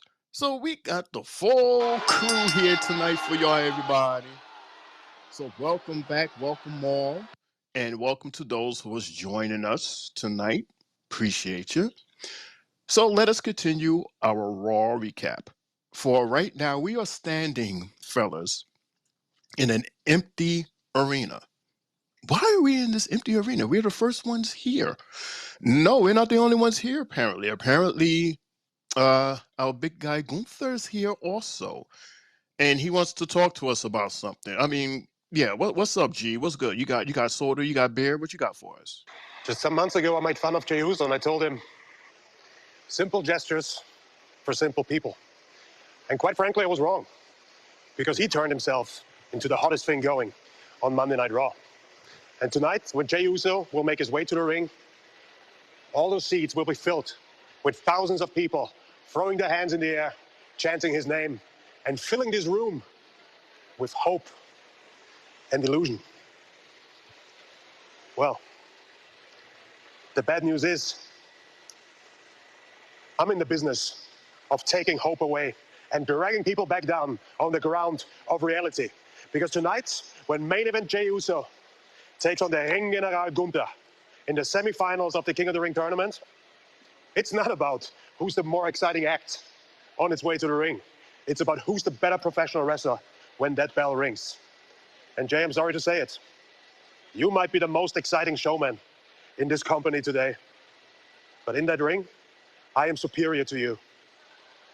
And after that final bell, all those people are going to embrace me. Already, the general of this sacred ring, soon to be the king of the ring. I love this promo. I love how they did it here in an empty arena just to give it a different flair, a different creme de la creme to it, as opposed to just being, backstage or someplace where we've already see interviews being done. The fact that they did it there and the fact that he used that emptiness as part of his promo, this was magic. I absolutely love it. Dez, Jay, Lawan, you guys got any thoughts on this promo before we continue? I agree with you. All right. I agree with you, Shane. Okay, you all right? Yeah, I heard Lawan was about to start talking, so I was looking down at my phone like, oh boy, let's not do this again. Uh-oh. No, I thought it was anybody. Oh He shit. didn't say. He just said Triple J, Mundo, Luan. No, Anybody have anything to say No. to it? that's No. not no. No. Oh gosh, Lawan, don't do it. Well, Come get on. y'all then. Get y'all. Go ahead, Mundo. Why Coming in wait late and until I shit. get here? Nah, but Shane, I agree with you 100%, man. Like, I completely loved this promo, and it weirdly enough, remember because we've seen this done with Sami Zayn, I think a few times going into WrestleMania, but this one right here, it felt better. It looked visually better. The fact that they did it from like across the arena, he was just talking his shit. He didn't have to be interviewed. It meant more. And I love every single second of this. And the fact that it seems like his English is getting better too. So I'm all for this. And I think that that name, the King General, would have been better for him to say versus King of the Ring. But obviously, you got to promote the pay per view. But I like that King General. That sounds fucking awesome. Jay? Yeah, I thought that shit was fire because of the way they showed him walking down the steps and he was just talking his talk. It felt different. You could feel everything that he was saying. The only difference between that one and the Sammy one was like you said, the fact that there was nobody there interviewing him. You didn't see no camera next to him or nothing, none of that. They gave us the far angle shot and zoomed in as he slowly walked down those steps and he talked his talk. That was cool as fuck. And Gunther, keep speaking what you're speaking, bro, because we believe you out there. If you don't like the bad guy, well then don't believe what he's saying. But if you're a person that likes the bad guys, believe him because this guy makes makes dreams happen, bro. He talks it and it happens. Gunther's on the rise to the top, man, very, very quickly, man. Um, He reminds me a little bit, not talking wise, but a little bit of the young Brock Lesnar, where he was just so dominant that he was getting pushed so fast. And that's what I see with Gunther when he's just talking on the mic, his ring skills, or just doing his promos backstage when somebody's interviewing. So very tough promo. Maybe he'll start calling him the King General after he wins that, if he believes to win that King of the Ring tournament. Yeah, I have my money on calling him King Gunther or King General. King General. King General. Hmm And Rolling and of the Dez, tongue. yeah, the King General, oh wow. But Dez, I totally agree with you in terms of his mic skills. His English is coming out clearer, but keep it Hmm right there. Don't be total English. Like leave the accent on there because that's part of you, and that's part of your character. So Right. leave that in. Like right now, you're at that sweet spot right now where you have the accent and we can understand you more. So it's perfect. Yes, Des is perfect right there at that tone. Yeah, I agree. Yeah. It's awesome to Hmm see the progression. And you just you want to hate him because of the men that he's put down, like which are the fan favorites, but you can't because he's so fucking just he makes everyone better in the ring. Like that's a superstar hmm right there. It's like everybody has their best match when they're in the ring against him, no matter who it hmm is, no matter who it is. And I mean, we called it like Jay said in the chat. We called it whenever I guess when they decided that they wanted to do this pay per view. We said that he would be King of the Ring. It makes sense. He's already the ring general, so he has to be. That's his next step, next progression right there. But we'll see because SmackDown has a doozy on their end, and he's still got to get through Jay. So let's see. Because Jay's hot right now. Oh yeah, Jay is definitely cooking. They're both hot and they're both cooking right now. So we'll see. But just a side note, because I have my TV on here and I'm watching South Park. I give you guys one lucky guess as to which episode they're playing right now as we sit here talking about SmackDown. I'll give you guys one guess. The episode where they had they had Vince McMahon and all those guys on there. Exactly. It's that very it's that very episode with this guy that's bitching and complaining about the wrestling. Say that's not real wrestling. I show you wrestling, real wrestling. Like, yo, what the hell? What is this? But yeah, this is the actual episode. It's just so weird. While you was talking, they showed the part where they was in the ring, like the beginning steps. Because yeah, it's 12:40. Yeah, that's just that it was so interesting. And they remind me of this next segment because we're still backstage, or what I like to call Judgment Day's Clubhouse, with a special guest. Let's take a look and a listen. My favorite Irish lads. What's up? Good, man. You guys ready to go out there and bring those titles back home or what? No, we're bringing them back to where they belong. Right here. In the clubhouse. I like it. Oye, Carlito, I heard about what you did to Cruz. Word is, my man's gonna be out for a while. So ya tú sabes. That means LWO's gonna be pissed. Looking for you. No. The LWO was coming after me. So I decided to strike first. Now I'm just laying low until the heat dies down. Until the heat dies down. Coño. Did I miss the sign that says APA? We're not your personal protection agency. You know that, right?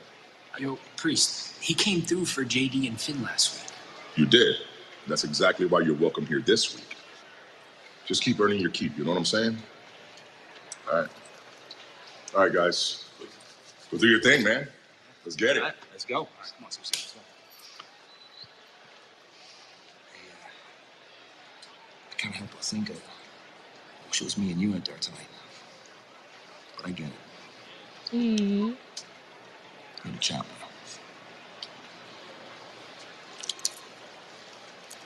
Yeah, you beneath me, Carl. That's not nice. You catch that New York Knicks game? Tough break, huh? What's wrong with you? The shade. The Mhm. shade. With him knowing that he's from the Bronx, that's why he said that. The Right. shade. And Pat McAfee is a fan of the Pacers, and he threw even more shade after that. That's a mess. That's a Yeah. mess. Just like it's a mess that Carlito just admitted that it was him that actually attacked LWOJ. So now that that question has been answered. So I guess he's staying with Judgment Day as if they were AOP. Some type of like, you know, protection. No, Shane, not AOP, APA.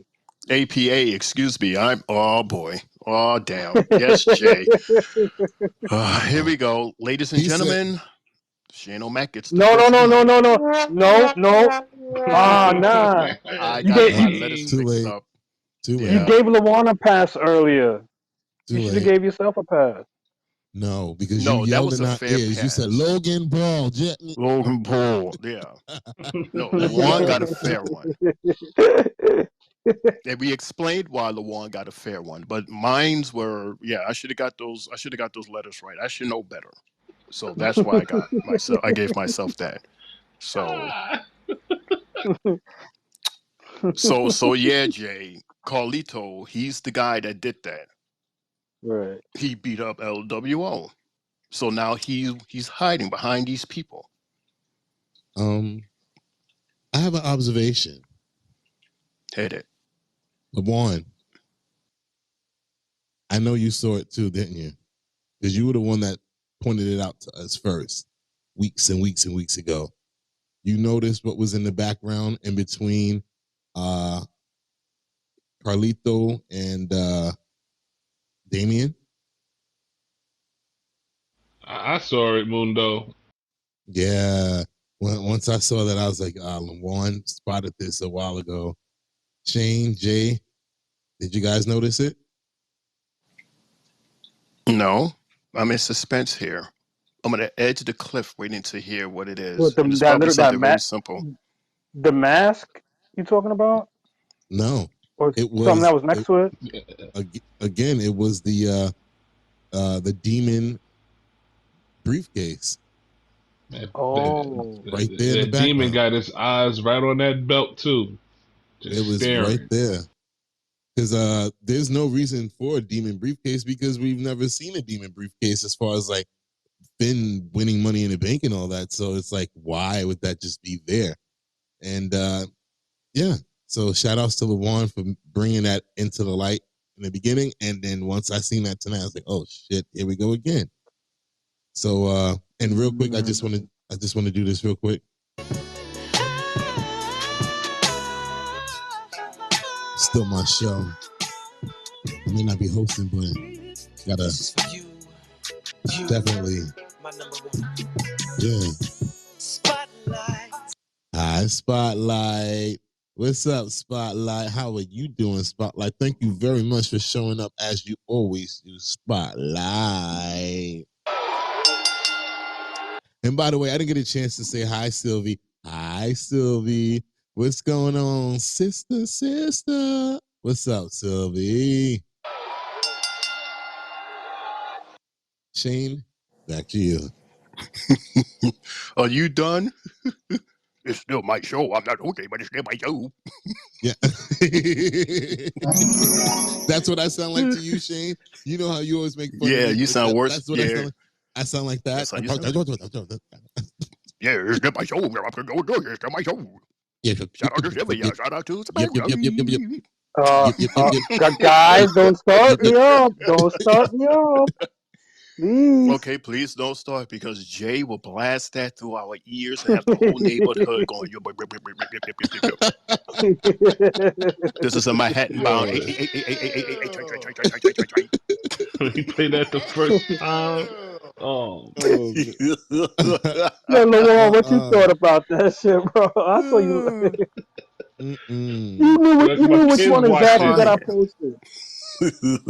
My kids watch it, so I heard it. I was laughing, man. Shane was like, "What in the bloody hell was that?" Yeah, because I wanted to say something else, but I had to keep it I will. clean. I will roll the weed, but I roll the. Huh? Huh? Huh? What? What? You give me a walk, walk, walk. Go ahead. I'm Yeah, gonna roll my definitely. weed. You're in the wrong. You talk to two different sets of people. he forgot to he forgot to mute the mic. You forgot He to mute the forgot to mute the mic. mic. Did. He forgot to mute the mic. Yo. Damn, I Because was I was trying like, not to wait, get one, and I wound up getting one anyway. God damn, yo, Hot laughing at yo, mess. Shane. Laughing at me. Damn it. Mm-hmm. It's all right. Triple There J you gonna get go. one. Triple J gonna get one of the bits. Thank you. Thank you. oh man, yo, Uh, uh, ooh, Oh, okay. shit. He said, "I'm Gave rolling Mundo a weed." soundbite. mm-hmm. On you, Absolutely. Shane. On you. Before we continue, let's give a quick shout out to Ethan. We see you, Ethan. Thank you so much for joining. Welcome to the Three Bells podcast, where Why we're you talking did? about. Why you said his Hmm? name like that? Why you What I say, Ethan? What I Ethan? say, Ethan? Yes, it's Ethan. That's how you say it, isn't it, Ethan? And scared them away now, the way you I said scared them it. away. Oh, damn. All right, so for now on, Des, you're in charge. You're part of the welcome committee. All right, All I'm right. not gonna because Ladies I and probably. gentlemen, boys and girls, children of all ages, we would like to say welcome to our guy, Greg, right here on stereo It's there, Cut it out. yo. Cut it out. radio. See, I Nope. learned my lesson. No, I learned my lesson. This is what you do as a musician. When you can't hit the notes Mm-hmm. that high, you take it down. Take I it hit it. down. I hit it right. Mm-hmm. Hello, Yes, I Greg. did. And don't forget, Greg, leave a message towards the end of the show because we know how you like to leave your message. And we want you to leave that kind of message, but don't do it now because we're still in the middle of the show, okay? So, hey, That's Greg. me. Oh my God. Yeah, that Respectfully was and yes, nicely. respectfully, of course. Of course, respectfully. Of course, we love our guy, Greg. We love him. The main event. Yes, that's what he is. He's our main event message. That's exactly who he is. There you go. There you go. But you know, Des, J. Lawan, we got some good news. Depending if you like her. For we are backstage and we are with Evil Gina and Shayna Baszler as they're getting ready for their match. But before they continue, out comes this girl that we haven't seen in 9 months because she had an injury. Sonya Deville. Hey, Sonya Deville. How are you? You're looking good. You're looking well. You look fresh and you're looking ready. And she's like, so yeah, I was hoping I can, talk to you guys for a sec. And Evil Gina, she was down with it. She was like, yeah, what's up? And Shannon was like, mm-mm. She put her hand on her, above her chest and everything, and was like, back up. We ain't got no time to talk to her. Yo, let's go. And that was the segment. I guess the segment was to welcome Sonya back. But now we're left as to what is it that she has to talk about specifically to, Starks and Shayna to be continued. So let's go into the ring. This is match number 4. And this is for the tag team titles, fellas. For we have the Awesome Truth versus JD Donna and Finn Balor of Judgment Day with their sidekick Dirty Dom. So we're going to start with Jay and then Luwan and then Dez in terms of your thoughts on this match. Hit it. Honestly, I didn't really get to catch all of this match, as you guys know. But by the time I came in and I got to see what I saw, the way that Judgment Day was trying, as far as with Finn and JD, and Dom trying to help, Carlito trying to help, and you know Miz and Truth hitting the you can't see me, hitting the the AA, and the fact that here came the Andre the Giant guy, Mr. Braun Strowman, Coinky Dink. Like as if we didn't know who that was. Your version of your Andre the Giant because we heard Michael Cole say it. But hey, kudos to the tag champs for retaining, and just this is just another thing now for Mr. Priest to get upset about because they lost again. Good match. I was satisfied with it. It was kind of like a bathroom break match, but still a match you could enjoy. What I found most interesting about this match was the fact that Braun Strowman interrupted. And the reason why I say that is because Braun Strowman to me is now representing someone that don't like bullies, and he's protecting whoever is getting bullied. He's gonna be right on your side. He is also cool with Ricochet, as you've seen 2 rows before. He was picking up Ricochet and telling them that he's gonna be very popular soon. So after Braun Breaker tackled Ricochet, maybe they're gonna have a feud, and maybe he's gonna probably beat the brakes off of Ricochet because I don't know if Ricochet is supposed to be getting married soon, so he might be taking some time off, and then maybe Braun Strowman just comes in there and tries to break Braun Breaker, and then we can really get the feud of him really doing what he's supposed to do. I mean, it will start with Ricochet, and then it will move his way on to Braun Strowman because this is just what I see as Braun Strowman just being someone that's going to be protecting people. It's like he said, he doesn't like bullies. Oh hell no. Lawan just said some shit that just made me get really nervous. Lawan, did you just say that Ricochet is about to finally get married? Did you just say that? Well, he is engaged. Well, we So know that. what he's engaged. I don't know if he's going to take time off, but if I was writing a story, being the fact that you want Braun Breaker to continue to look as dominant as he is, I will write Ricochet off maybe for about a week or two, or maybe a week or two for, Oh no, and maybe. my concerns are not about Ricochet.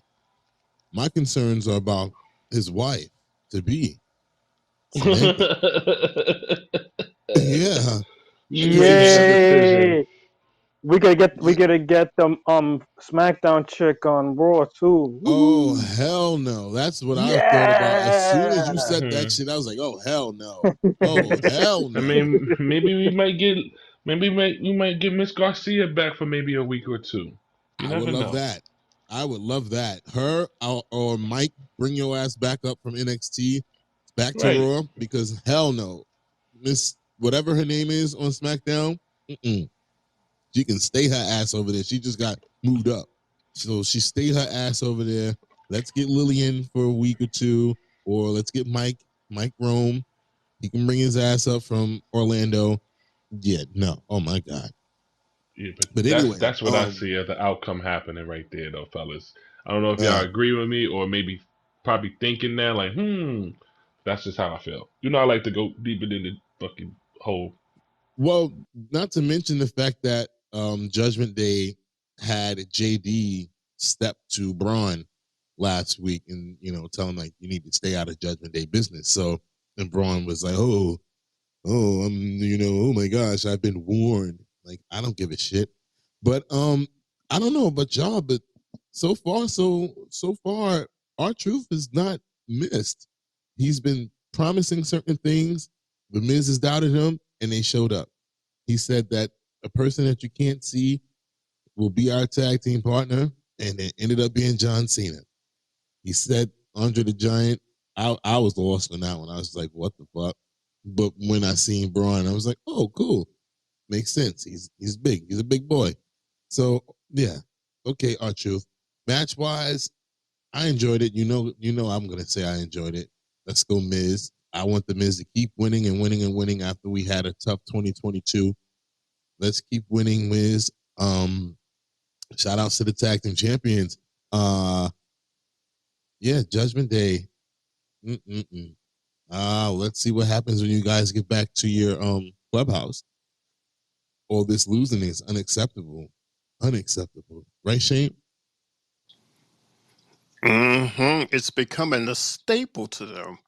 It's like the same thing week after week after week to a point where it's like it's expected of them now. It's like, oh, again?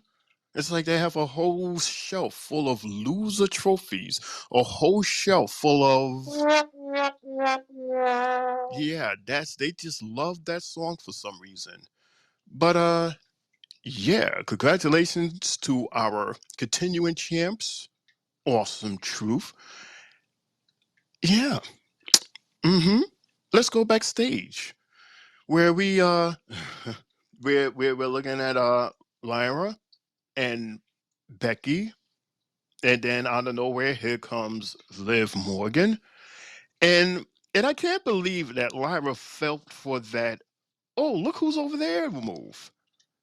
Because when Liv says that, Lyra looks away, and then she gets decked right smack of her face by Liv, and then Liv runs, leaving her sitting there holding her jaw. So I'm like, wow, you actually fell for that. Can't believe you fell for that. So yeah, to be continued. Revenge tour, whatever.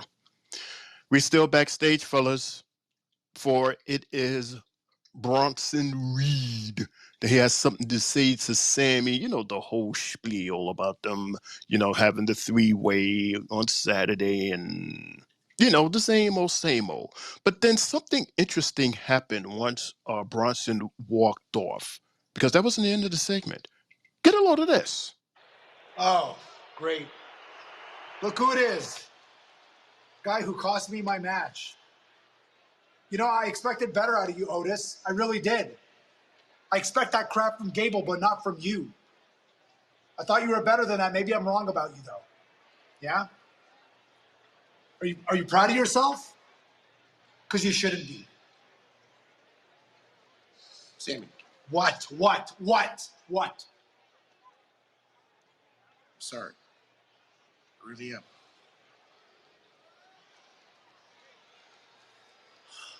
Damn it, Otis. I know you are, man. I know you're sorry because you're a good guy. All right, Chad Gable is not a good guy. I know you think he's your friend, he's your coach, whatever. Look, I've been in your shoes before. Trust me. Take it from me. The sooner you stop listening to him and you start listening to them, you're going to be a lot better.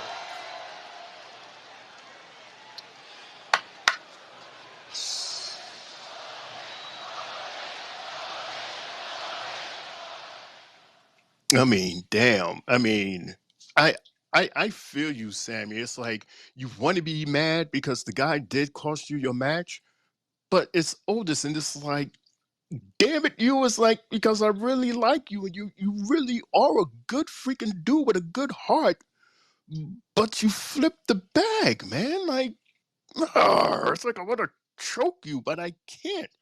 So I guess we brush it off, and this is the part where is this the part where he starts to think, should I do the right thing? Or is he actually thinking that he is doing the right thing, but for the wrong person?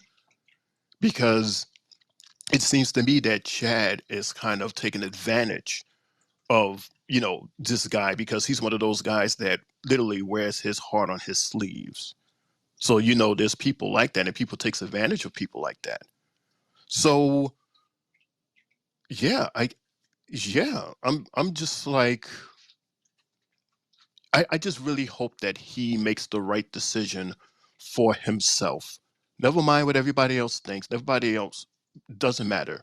It's all about you, dude, and you know what you need to do, what's right and what's wrong. Okay? Okay. Anybody else would like to add to that before we continue? Anybody else would like to say some kind words, encouraging words to Big Otis? Or are we just going to leave him alone standing there about to cry in the locker room by himself? Okay. He needs a repackaging. That's all. He needs a new gimmick. Let him take Ivar's spot on NXT.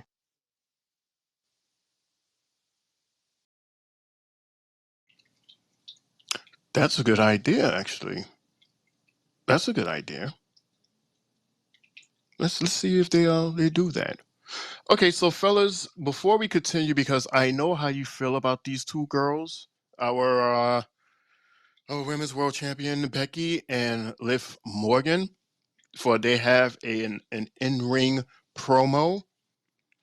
So I'm going to ask you guys, would you like for me to play this clip or no, move on? What say you guys? I'm good. I guess that's a yes from Tez.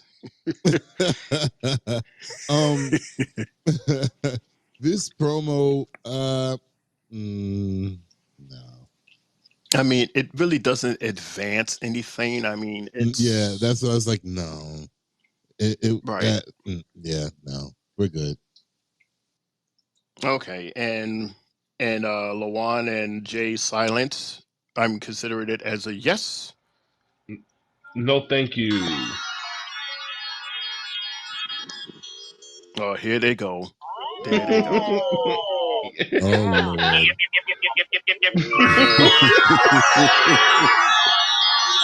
Yeah, just a little louder, Jay. Right, just as loud as you possibly can get it, Jay. She can like.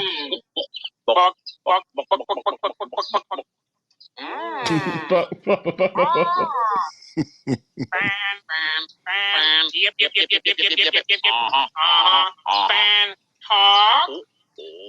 Hello. Hello. Hello. Nope. Nope. Nope. Nope. Nope. Nope. Nope. Nope. Nope. Nope. Nope. Nope. Nope.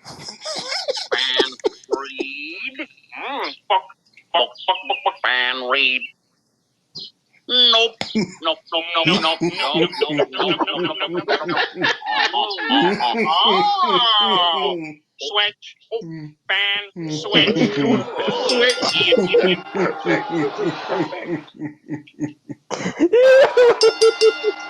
I didn't even know they was gonna say switch. Fan switch. Oh, that must be a different clip. Is that a different clip from the last one you played? Yeah, this one Okay. they with a fan trying to turn the fan on, looking for the I'm switch. sorry. I'm sorry. It didn't do it for me tonight. I'm just sitting here like, when are we gonna press stop on this shit? God damn it. I like your Triple J. But Jay's defense, I let him play that because it was better than the Becky and Liv Morgan clip. Thank you. So I think Thank that's you. a fair exchange. I think so. Yeah. So The thank you, Martians Jay, took this for that, from me. Liv. Yeah. You're welcome. Thank You're you for welcome. that. And as a treat for you, Jay, guess what? I'm going to take you to Judgment Day's clubhouse for Woo! JD gets the finger pointed to his chest and say, "Get that match with Braun Strowman. Handle your business." And he said, "I'm on it." So I guess we got to look forward to a match with little big head JD Dunner and big muscle man Braun Strowman. Wait, you're not gonna play it? What happened? No, I don't have it. Do you know how many clips I have? I mean, there was just some segments where I was just like, Somebody want to speak and let me know what just happened? Carlito, didn't I just finish telling you need to earn your keep around here? I thought JD was supposed to handle Strong. Hey, I warned him last week. I was in the match this week. What do you want from me, Dominic? All right, easy. Easy fix. You go to Pierce and you ask him for a match against Strowman next week. Guys, we need to get back on track here. Real talk. I don't even recognize this anymore. Hey, big man. Big man. You know what? He's right. The wheels are falling off around here. We need to get back on track. You need to go talk to Pierce now. Is that a new tattoo on Finn Balor? That looks crazy. no, I didn't notice. I didn't notice anything new or old, but But is Damien right? Are they on a downward spiral? And did this start when Rhea left, or did it start before she left, but it was just being ignored? Shane, Jay, Luan. It started before she left. It was just being ignored. It was just being swept under the rug because it's keep on going till this very moment. So that's how I look at it, fellas. I'm looking at it like, yeah, it's been happening, and the reason why it got swept under the rug it was because mommy was like, okay, fine, Judgment Day will handle Judgment Day business when they get to it and such. So Damien's the type of leader that he's not letting the shit go by him, and he's recognizing their mistakes, and he wants it to be like the old times, as to where when they were feared at one point they were winning. Now it's just like, mommy disappears, the continuing got worse than what it was before. And now we're hearing a leader voice his opinions on losing. There you go.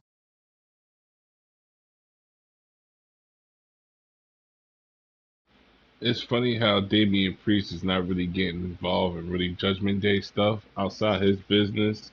Um, the way it's looking at it, it looked like Finn Balor is trying his best to keep his composure, but sooner or later, I think he's gonna wind up snapping and popping on Damian Priest sooner or later. Shane, I have something for you. Are you ready? Hit it. Thank you so much, Braun. Tonight we saw you get involved in the Judgment Day's match, which led to a conversation about the Judgment Day wanting JD McDonough to go one-on-one with you. Can I get a comment on that? Yeah, evidently, I heard he went to Adam Pearce to ask for a match with me. And if that's what he wants, that's what he'll get. He's going to have to lay in the bed that he's made, though. And when I'm done with him, I'm going to put him in a little box, and I'm going to set him up on my shelf with the rest of my Funko Pop collection. Well, they do say be careful what you wish for.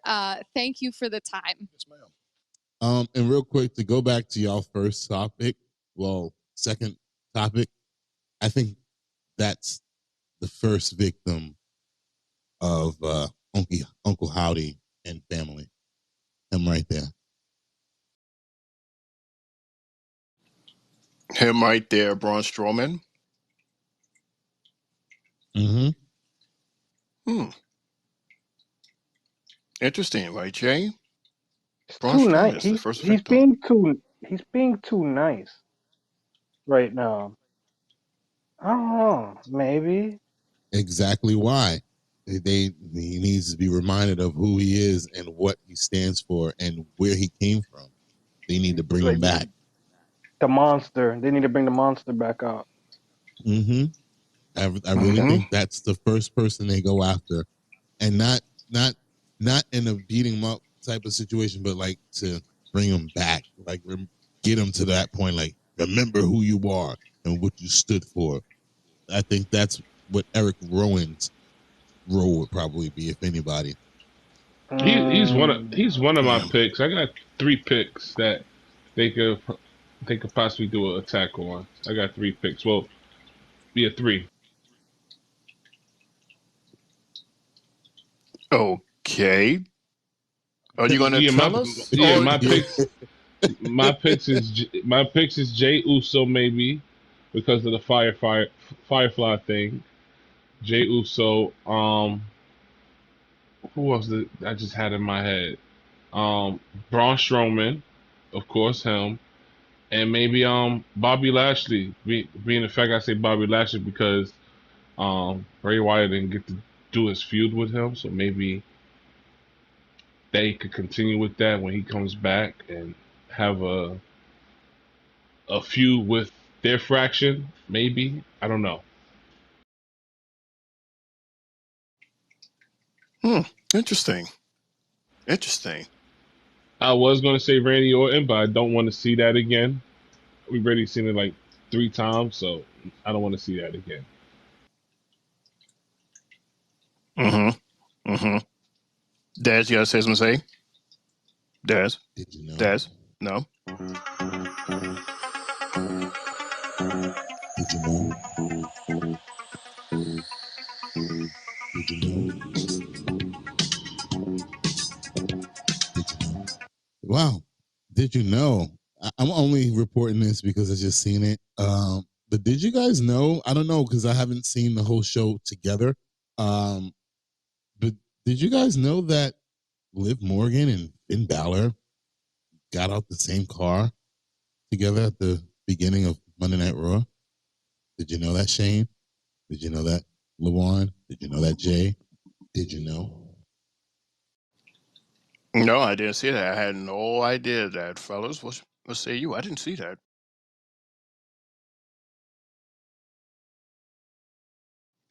Can you I guess repeat that, just Mudo? My mic went in and out when you was explaining that. I said, did you know that Liv Morgan and Finn Balor came out of the same car at the beginning of Monday Night Raw? Did you know? No, I didn't know that. Hope is she replacing Rhea?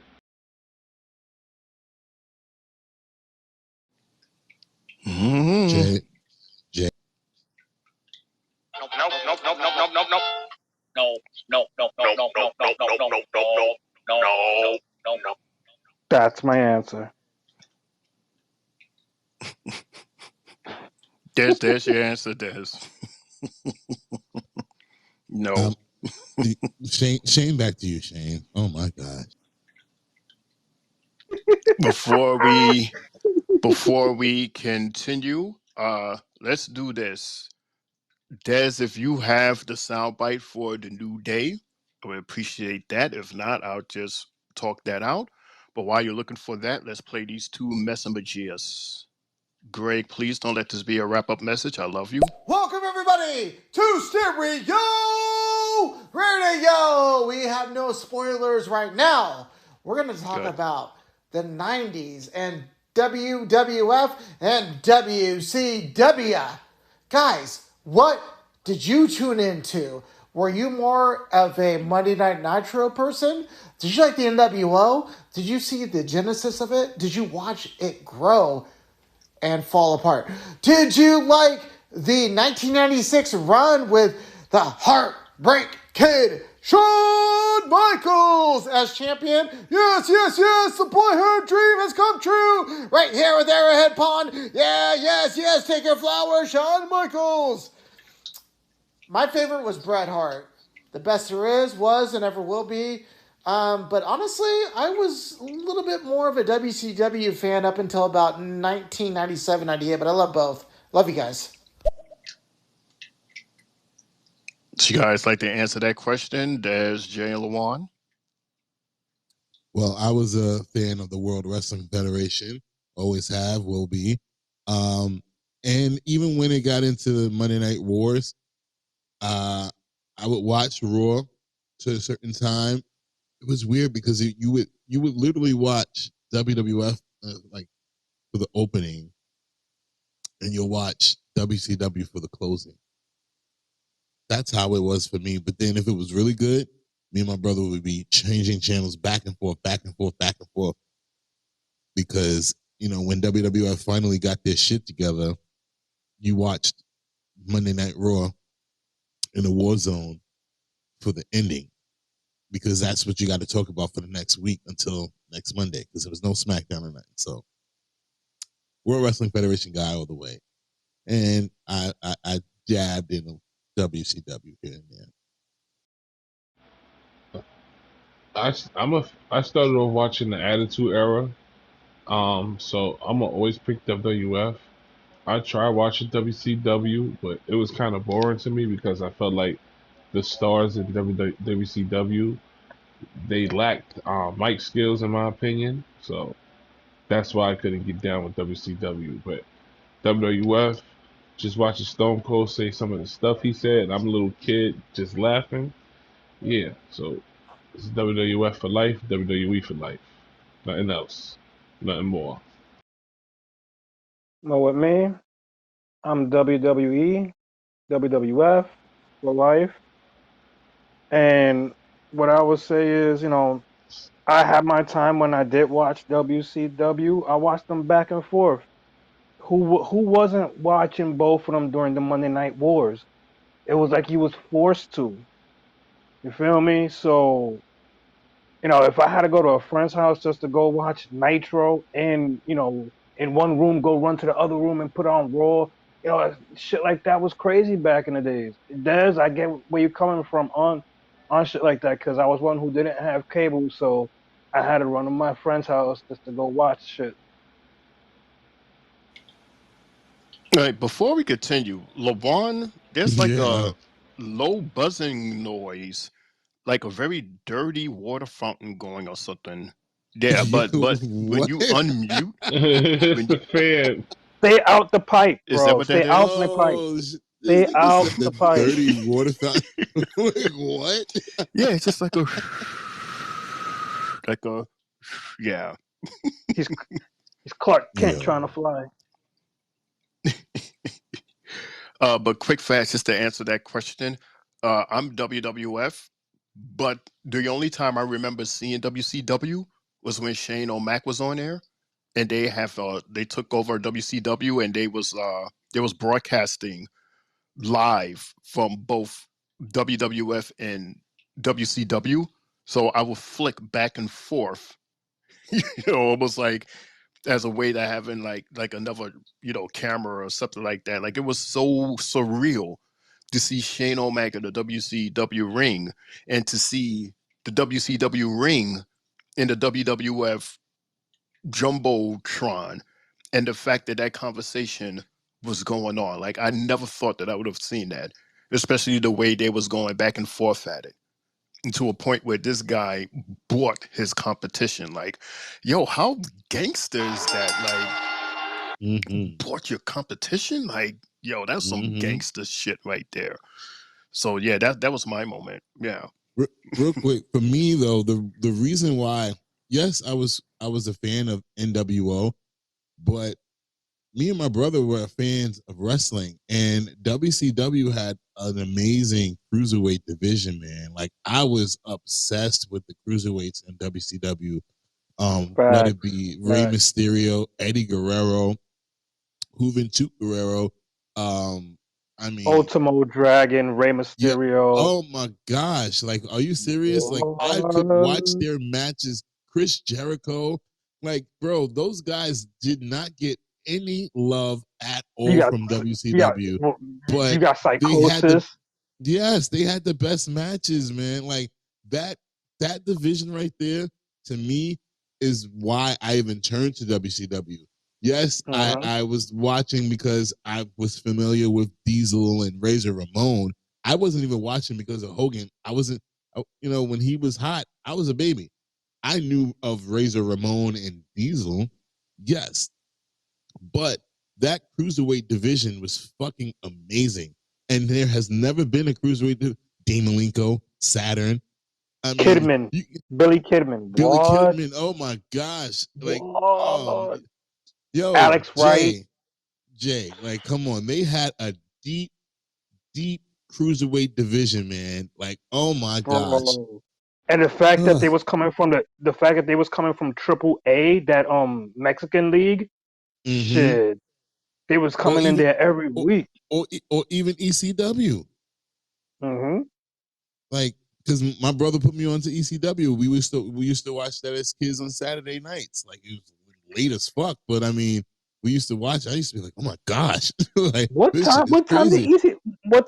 ECW came on back in the days, bro? Because Like, the only way, like 1 a.m., bro. It was like it was extreme championship wrestling. It was really brutal. That shit was on late at night, and that's how I got exposed to Taz and everything. Like I was watching that too, but you the know, like I got exposed to ECW through one of my high school classmates, and he was like, "Yo, I know how much you're into wrestling, so I'm gonna give you this VHS and watch it. Bring it back next week." But bro, when he lent me the shit, it was the Dudley Boys.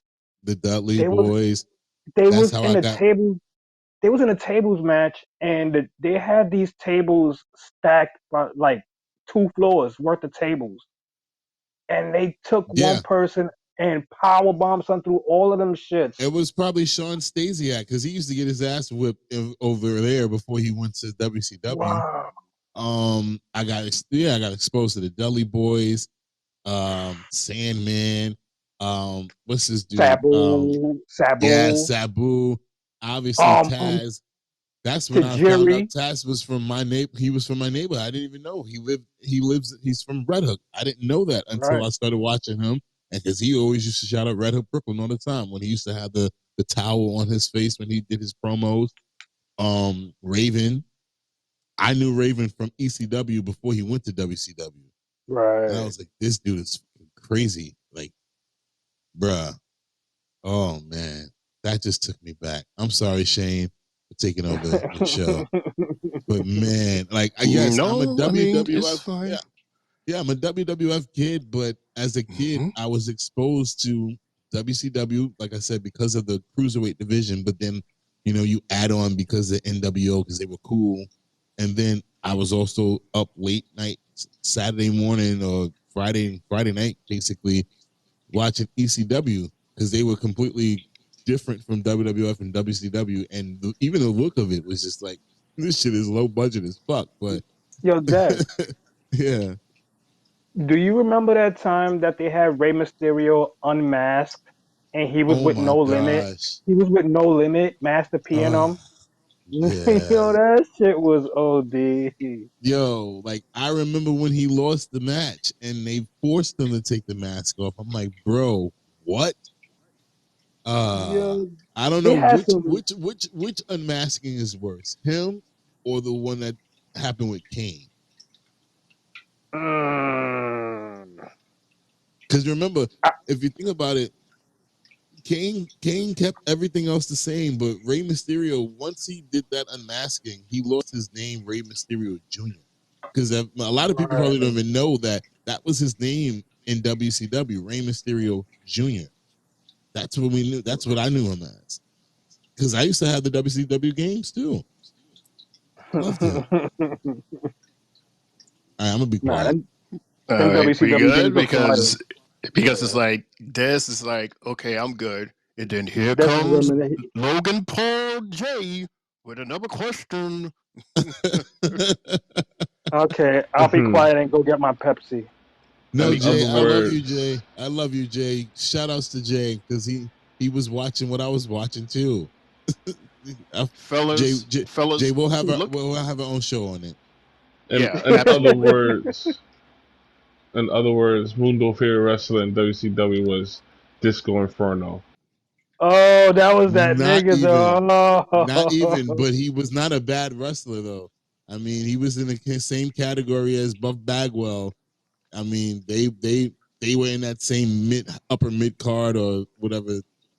See, look, god damn it, y'all done getting me started again. Shane, on You you. see, okay, everyone, do this. Mute. Everyone, stop for a second and look down at your message button. You see the number there? and Oh and most shit. of these is from one person. It's two people. Sparkle So I'm booty? gonna play her first. The four of you on the panel are cool to see. I get off work and I relax and listen to your podcast. The Three Bells podcast can ring my bell anytime during the week with that ding ding ding. Shoot. Hello, featuring I am Lawan, Shane O'Mac, Triple J, and Mundo 24. Okay, I'll quit, y'all. Shout out to all of you. Hope y'all had a great Monday. I did. It's been cool. Shout out to the listeners. Greg Dudius. And me. Don't we look good? Did she, Spotlight. did she just say Greg Dudius? He was Dudius. there. That's his name. Dude. Duty. That's it. Really? That's like a 2-year-old laugh joke right there. Come Ugh. on. Ugh. Shane, So but I this do is yes. Because I want to, before we veered left, I actually do have the New Day thing queued up whenever you're ready. Just let me know. Okay, thank you. We're gonna try to knock out a couple of these messages from. This app is so weird. Like on the listeners panel, it said his name is Tom Tom, but then on this list here is unknown. Let's play one of these. To be honest, Stone Cold Steve Austin, bloody hell, bloody hell. Austin 316, I just whipped your ass. Bloody hell. Doesn't matter. When he beat the Jake the Snake Robert and everything else son. And doesn't matter. Stone Cold always The Rock. Well, fuck The Rock. Well, Triple H, I don't like Triple H. He's a racist fucking faggot. Look at me, I'm the H of Triple. My H'ishness.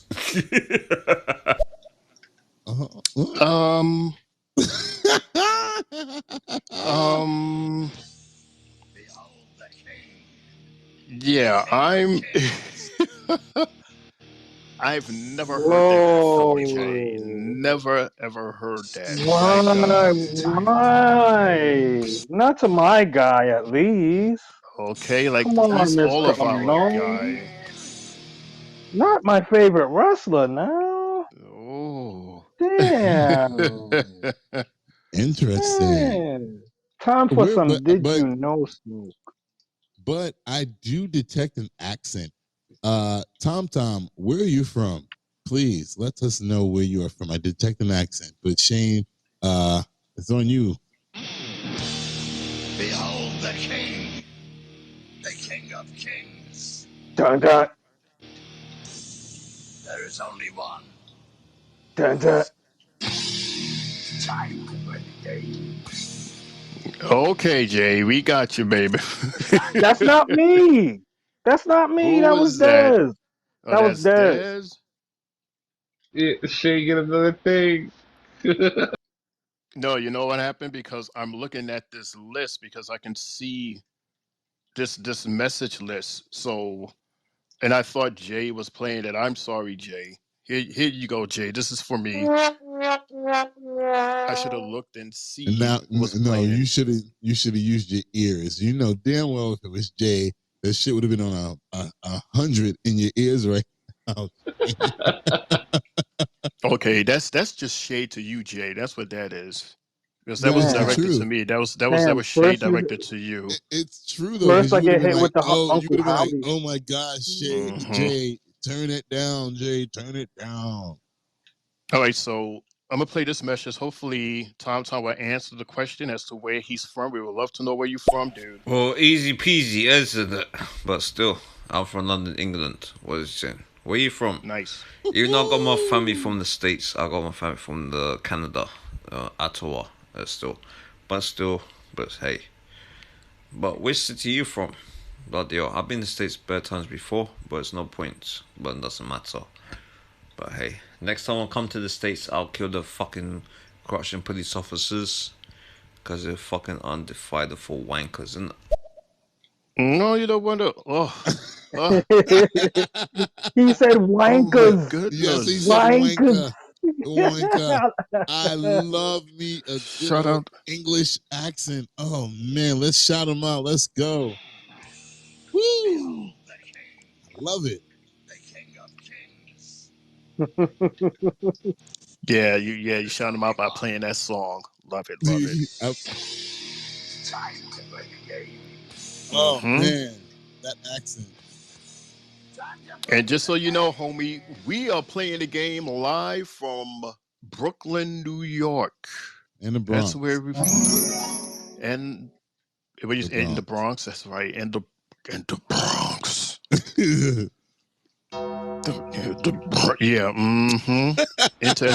Enter at your own risk. Okay, enter at your own risk. Enter at your own risk at the Bronx. Y'all got more West Indian restaurants than smoke shops out there. You ain't lying about that. You ain't Right? lying. Like, and they all good. And it's home of 6ix9ine. So if y'all like snitches, it's okay. It's the home of I- Michael Yeah, Jordan come on, too. come on, come I'm on. It's the dead. home of Michael Exactly. Jordan. It's the And home of Mike Michael Jordan. Tyson. And Mike Tyson. Come on And the now. Yeah. Brooklyn Nets. Yo, Here they go. Nope. what happened in Let's game not 7 start. last night? What Don't happened in game start. None 7? won't be none. Yeah, The that. only Yeah. good thing y'all got Mm-hmm. up there No. is the Mm-hmm. Yankees. That's pretty much it. Y'all ain't got nothing else up there. Nothing. Exactly. But Exactly. anyway, this is a show about love. This We is have Monday a Night Raw. We show. love. Yes, Yes, we are we do love. have a show. Yes. We have a show Yes. still. We're still talking about Raw. Welcome everybody. Yeah. Des, Yes. you have some good news for us because we're I do. backstage with the New Day, and there's good news. Hit it. Let's go. All right. Mr. Woods, I think you're good to go. That's what I'm talking about, bro. Dr. Drake. Come on, man. Hey, now we can get back to doing what we do in this tag division, bro. Matter of fact, I'm gonna go talk to Pierce right now about some opportunities. I like that. Hey, hey, hey, New Day. Let's make it official. Where's he at? Yes, clear. We can go. So what's the verdict? Enters the chat, Karen Cross and Scarlett. Good. Listen, I just wanted to lend you my support. You've been through a very, very rough stretch. And I just wanted to remind you that there's always more time to turn things around.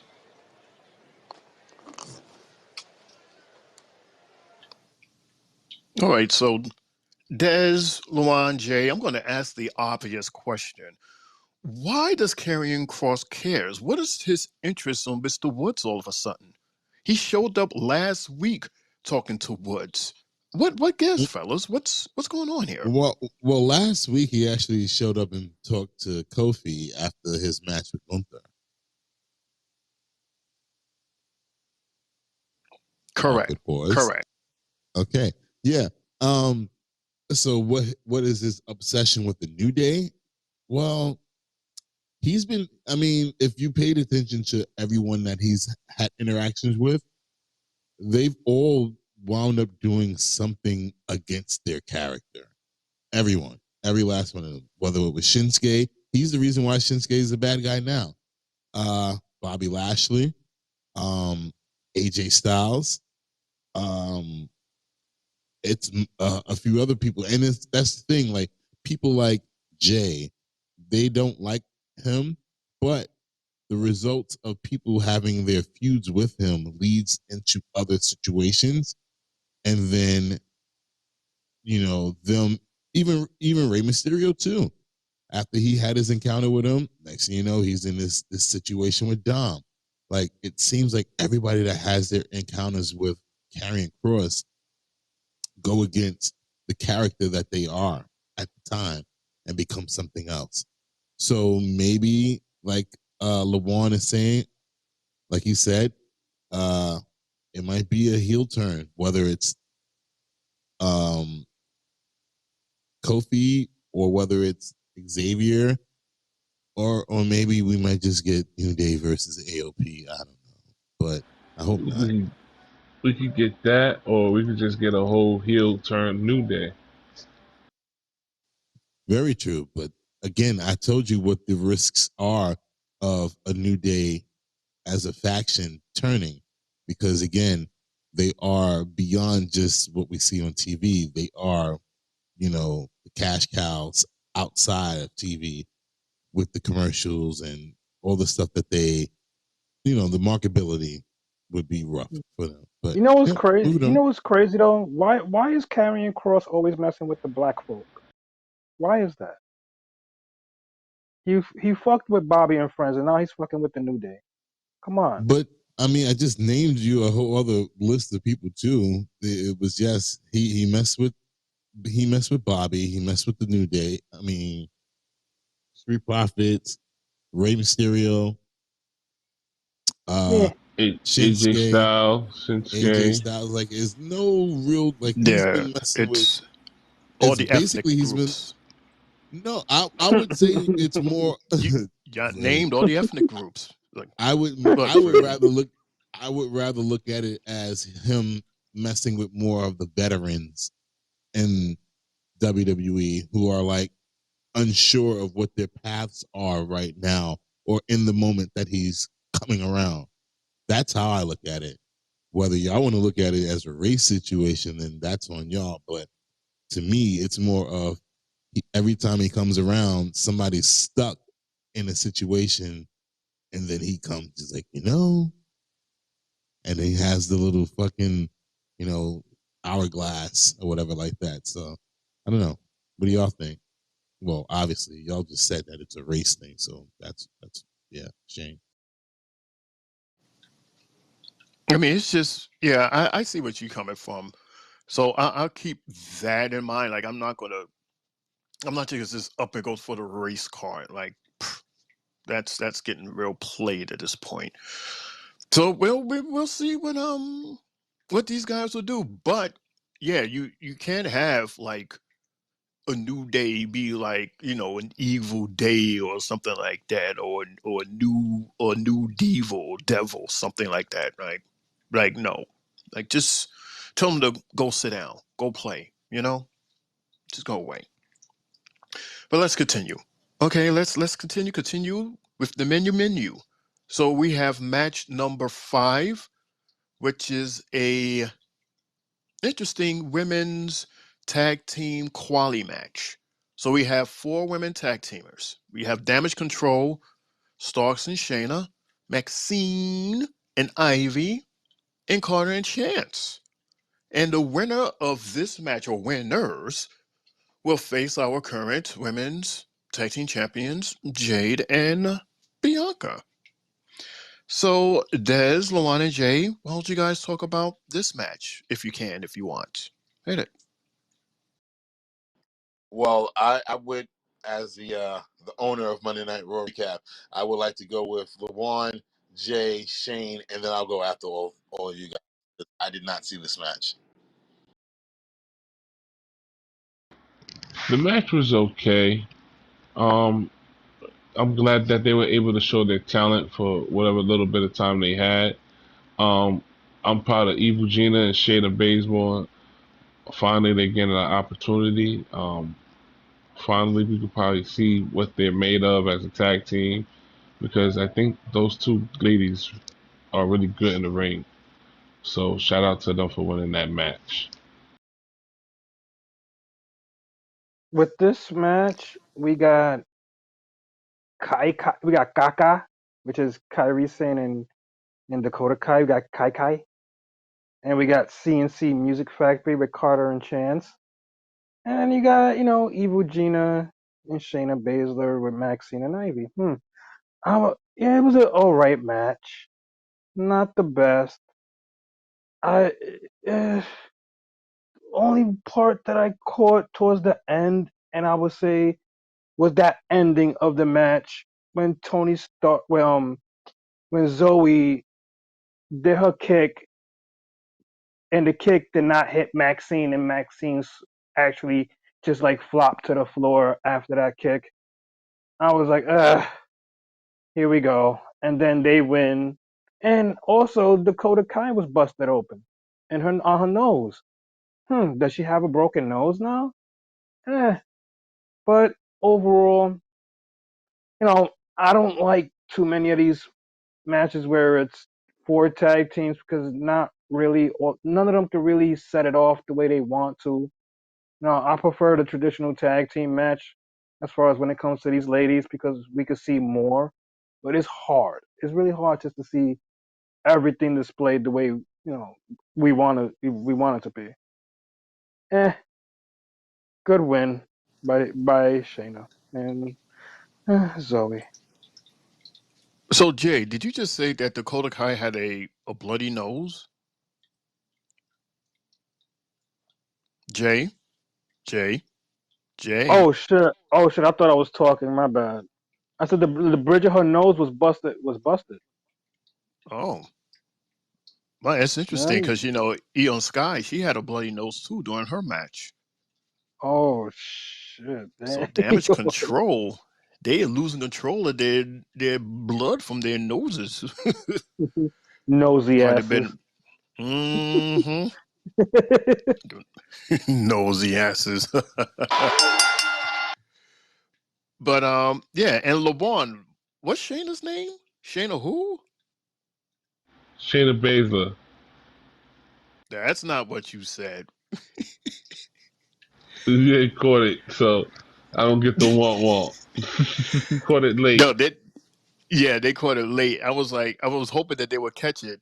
What was that you said? Shayna Nope. baseball? It says Shayna Baszler. Shayna Baszler. What? Oh man, I what? don't get Because the as soon as you walk heard it, I though. said, "Huh?" Oh Yeah, you catch man. it. Oh Uh-huh. man.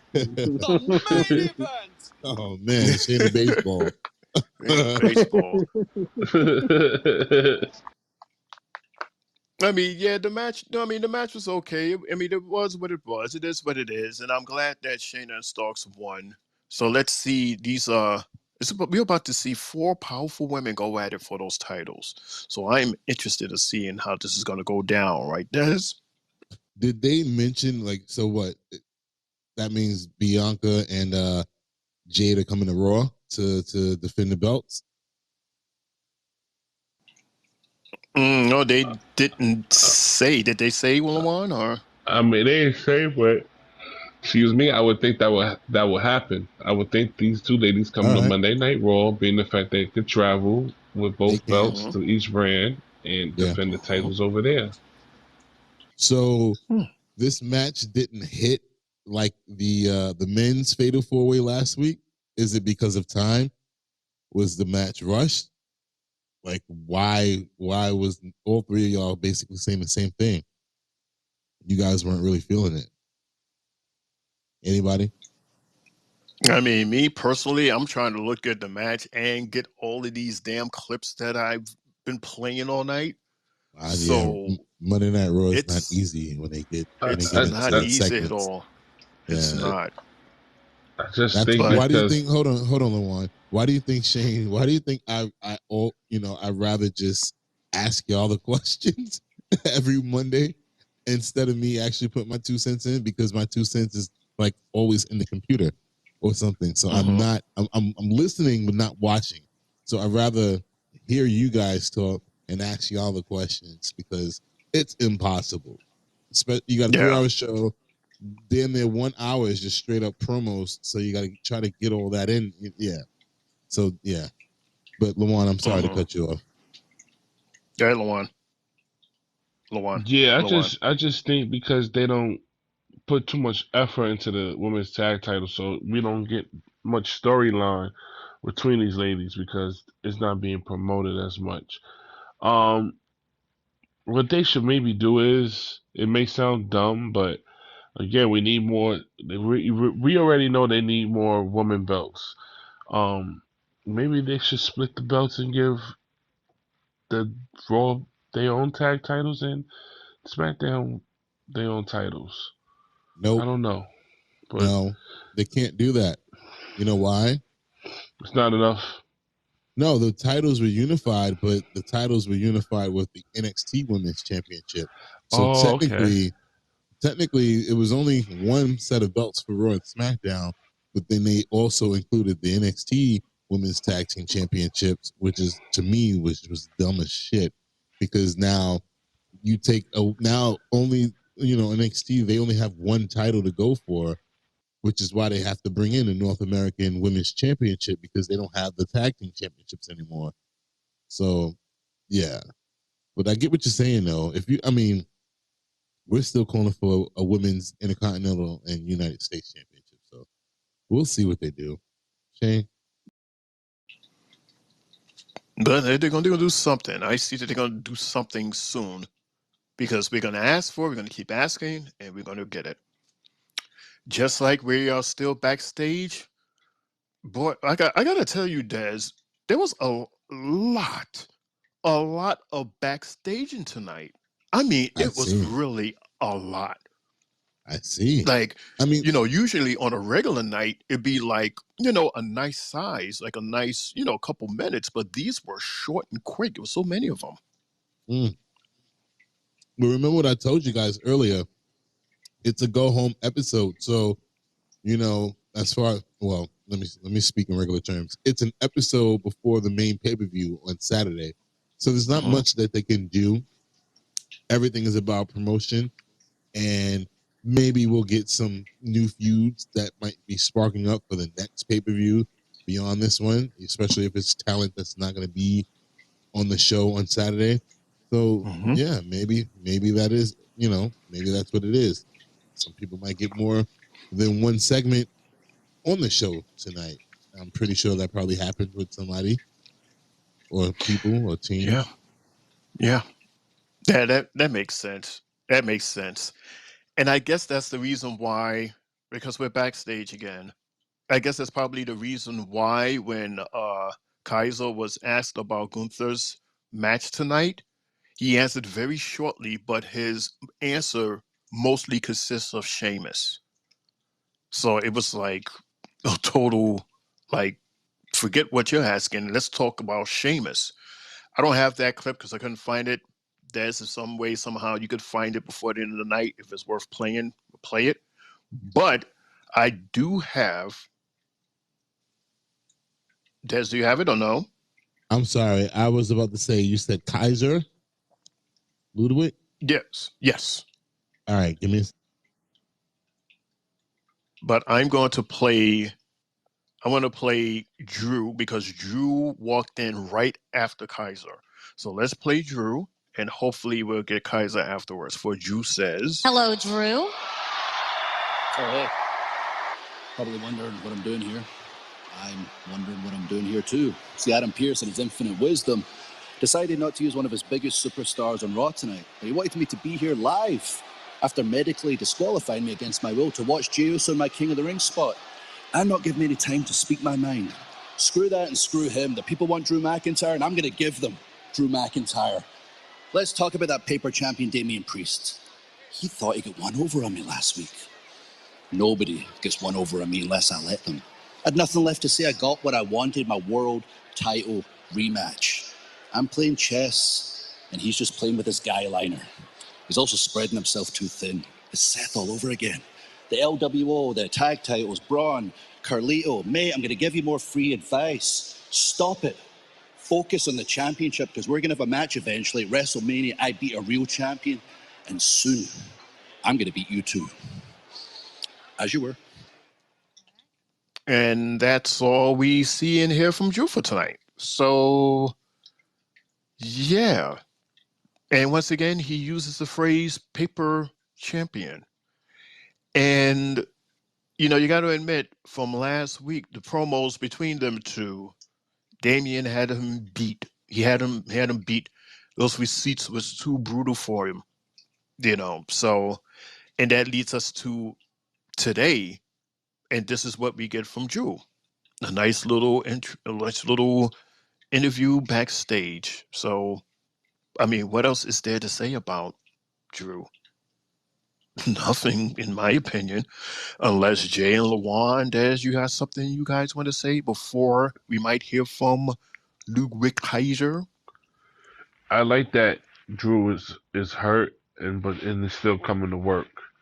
That's someone that's dedicated to their job. So even though he can't perform in the ring, he's still coming to work. And he looked like he's about to wrestle in his ring attire because that's what he looked like he had on. He's still coming to work every day. So shout out to him.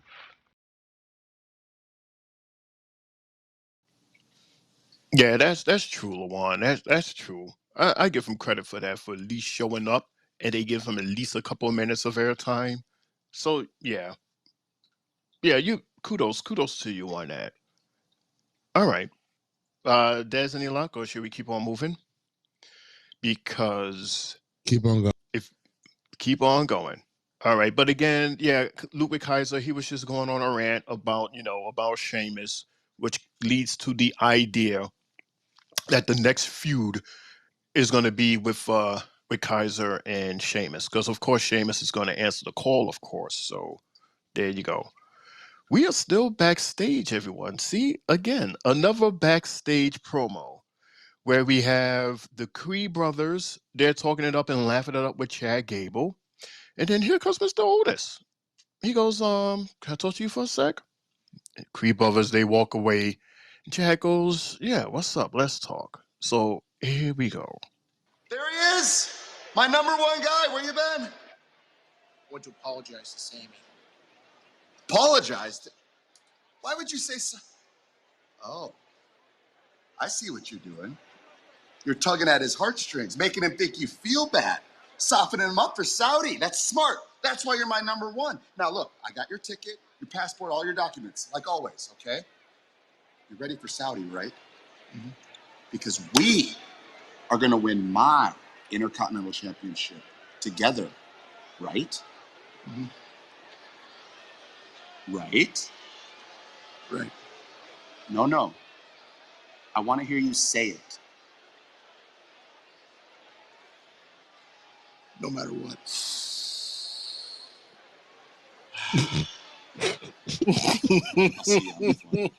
I'm sorry. This is my first time hearing this. This is giving off Gold Dust type vibes, like. Yeah. Like that just made him like just horny as fuck hearing that. No matter what. Yeah. Yes. Oh man.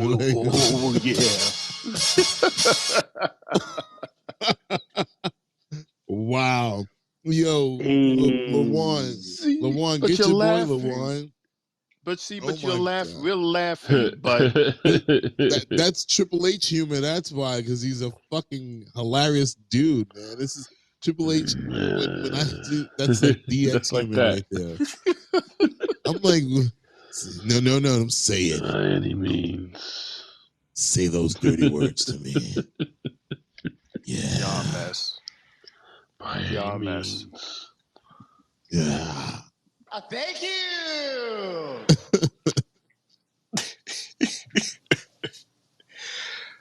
Okay, we got all that, but come on now. We got a feel for this guy.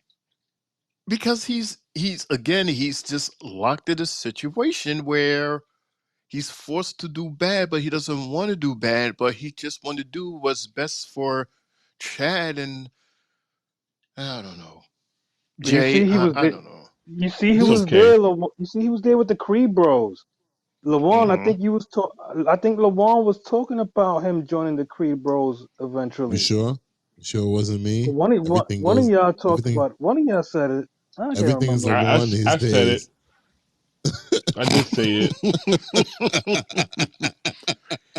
Lawan said, "Did I say that? Yeah, I did say that. Yeah. I did say that. Yeah." Yo, but That's did the just like, say that. fact, no, I did. see, my But grandfather would did have y'all called guys? him. My But did grandfather would y'all have been like, he's guys? big for nothing. Big for Right. nothing. Mhm. Getting But picked y'all on by the guys little peep that. guy. Y'all guys peep that shit in the background though, when they were all No, talking. I didn't see this. I didn't see this. Sonya, Shayna, and Evil Gina were all talking behind them while they were talking in the front. So did this happen after the first time they met and after This is Right. after. the tag team match? Yep. Yeah. Okay. Good eyes, guys. Please, can I just ask all of us? Can we please be more vigilant? We gotta pay attention to the background of every show that we watch. Every show, NXT, Raw, SmackDown, pay-per-views, everything. We gotta be more vigilant and mindful of it. We knew this from the beginning, but we fell off. We gotta get back on it. Pay attention, Perk Gable. Pay attention. Yeet. Yeah, wasn't it me that said that earlier on how we have to pay attention because of all the stuff that was going on in the back? I think, didn't I say that before Des Yes. joined us? Yes, you Yes, did. you I did, was always Shane. I here. think I did. Oh, okay. I was always here. I was always here. But Okay, yes, you was did. always said here. that. Okay. I was always here, but you definitely did say that. You said that, and that's I why didn't I was say it paying in your attention. words. I didn't say it in your words, but yeah, everybody knew the winner when I first said it.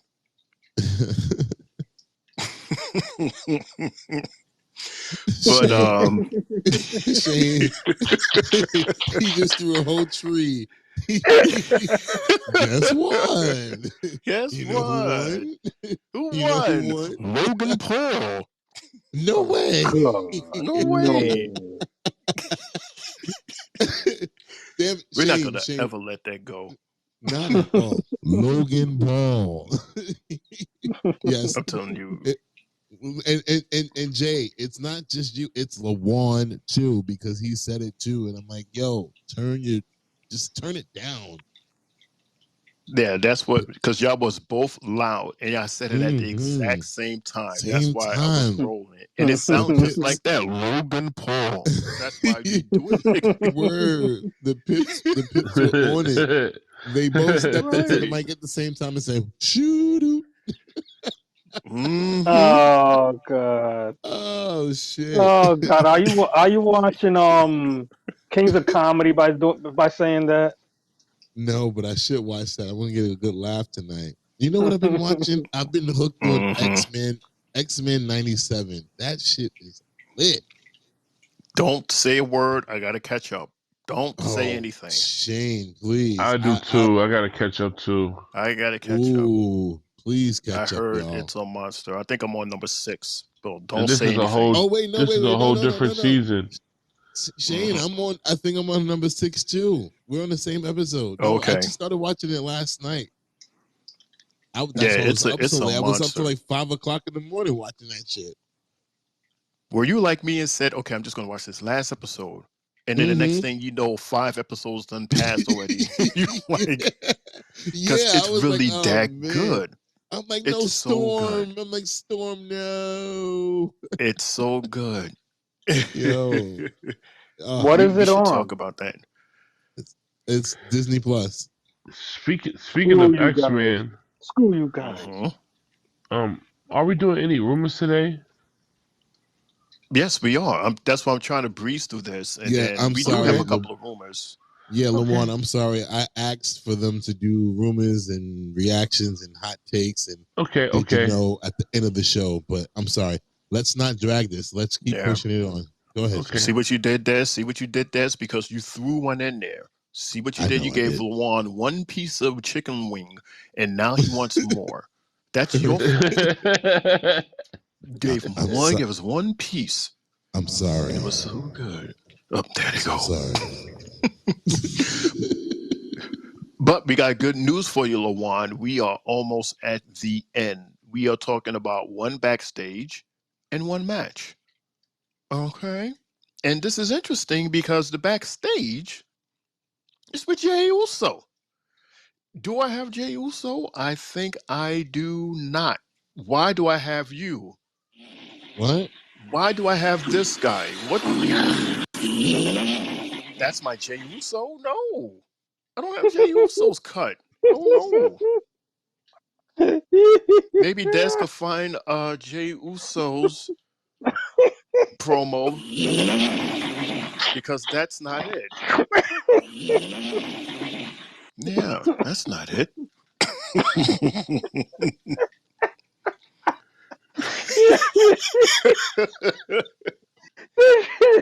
That's not it, Jay. Fucking Tonga. Yeah, that's not it. You agree, right, Toma? What the hell is going on? I was trying to buy you time, Des. Like, do you have that clip or no? Tonight is the night. There is no tomorrow. It's the semifinals for the King of the Ring tournament. Main event, Jey Uso versus Ring General Gunther. Last time we met, Uso, I almost had you. We got unfinished business right here, Uso. Tonight, I finished the job. You gonna catch a yeet down, and I'm gonna catch a crown. It's main event time, Uso.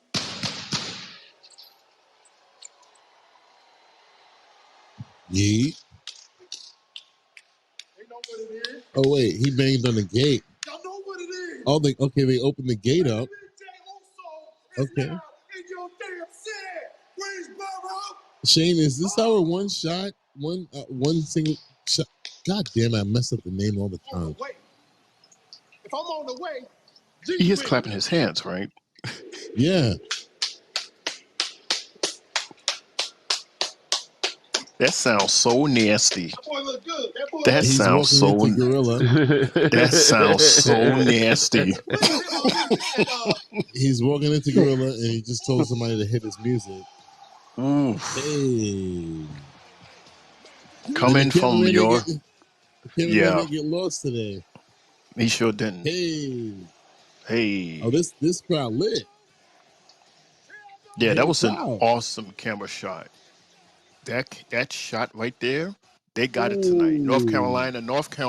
Hey. They turned up tonight. This is like France a little bit. Hey. Yeah, the crowd was definitely hyped for him when he came out. Oh yeah.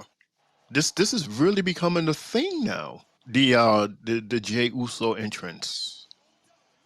It's becoming like a real good thing thanks to France. But yeah, North Carolina definitely turned up. And that was the Shane? Did I know what?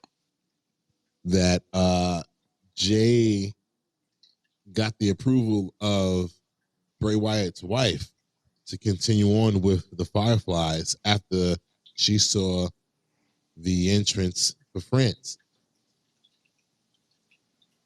I mean, how could you not? I mean, look how awesome that looked.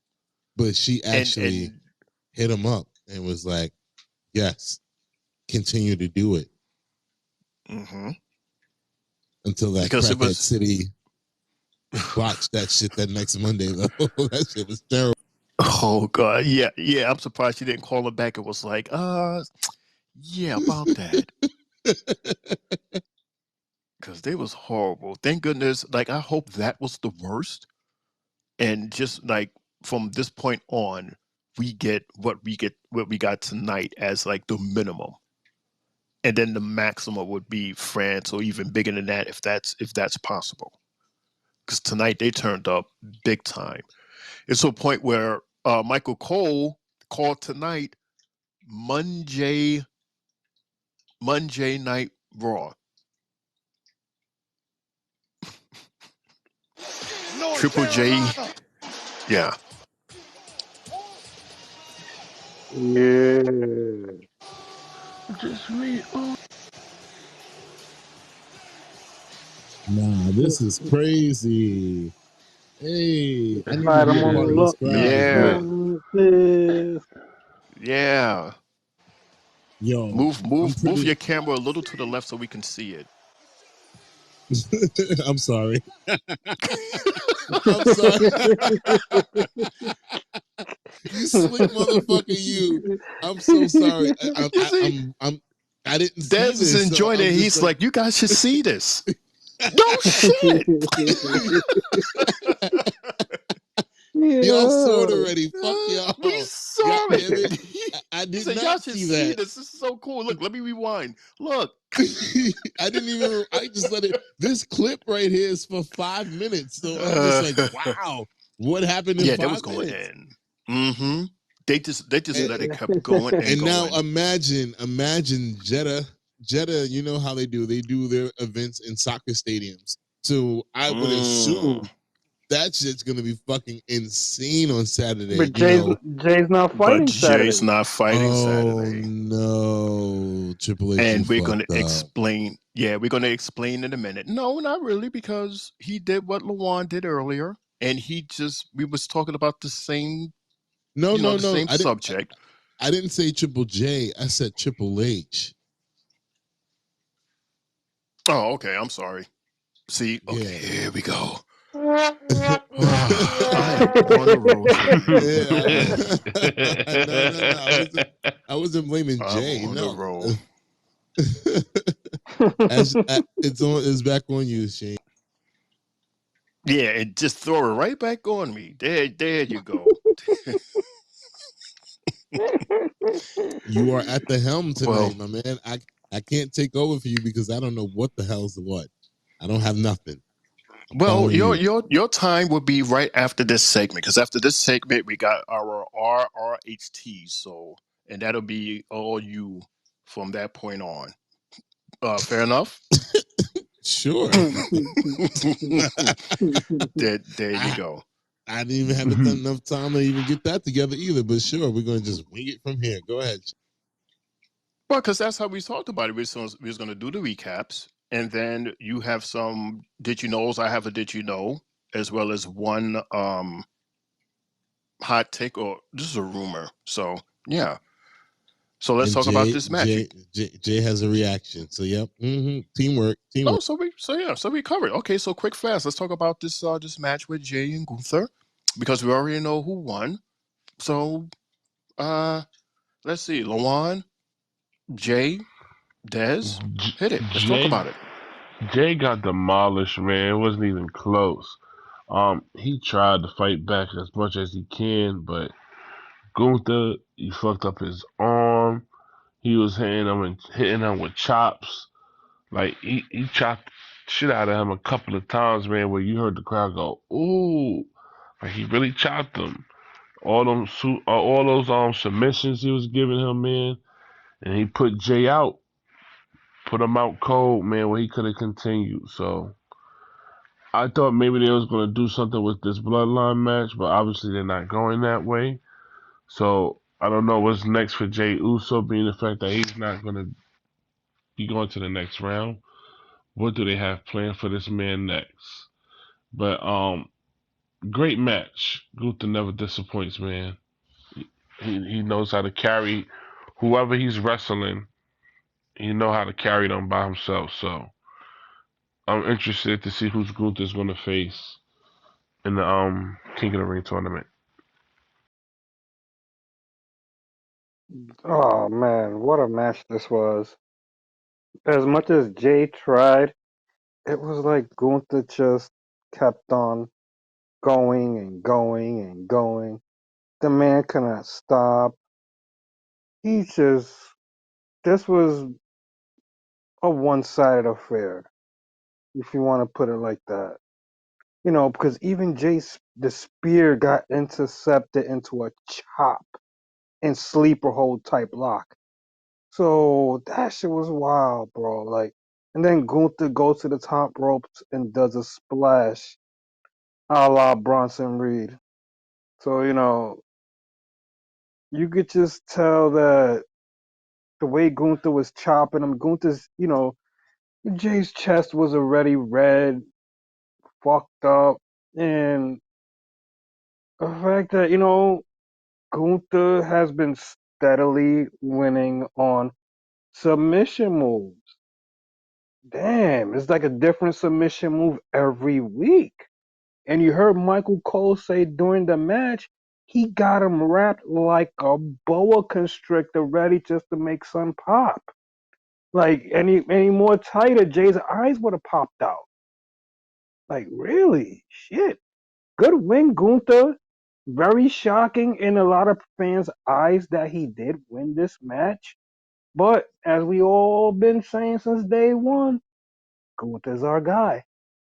Salute to our general for winning and my MVP, Gunther.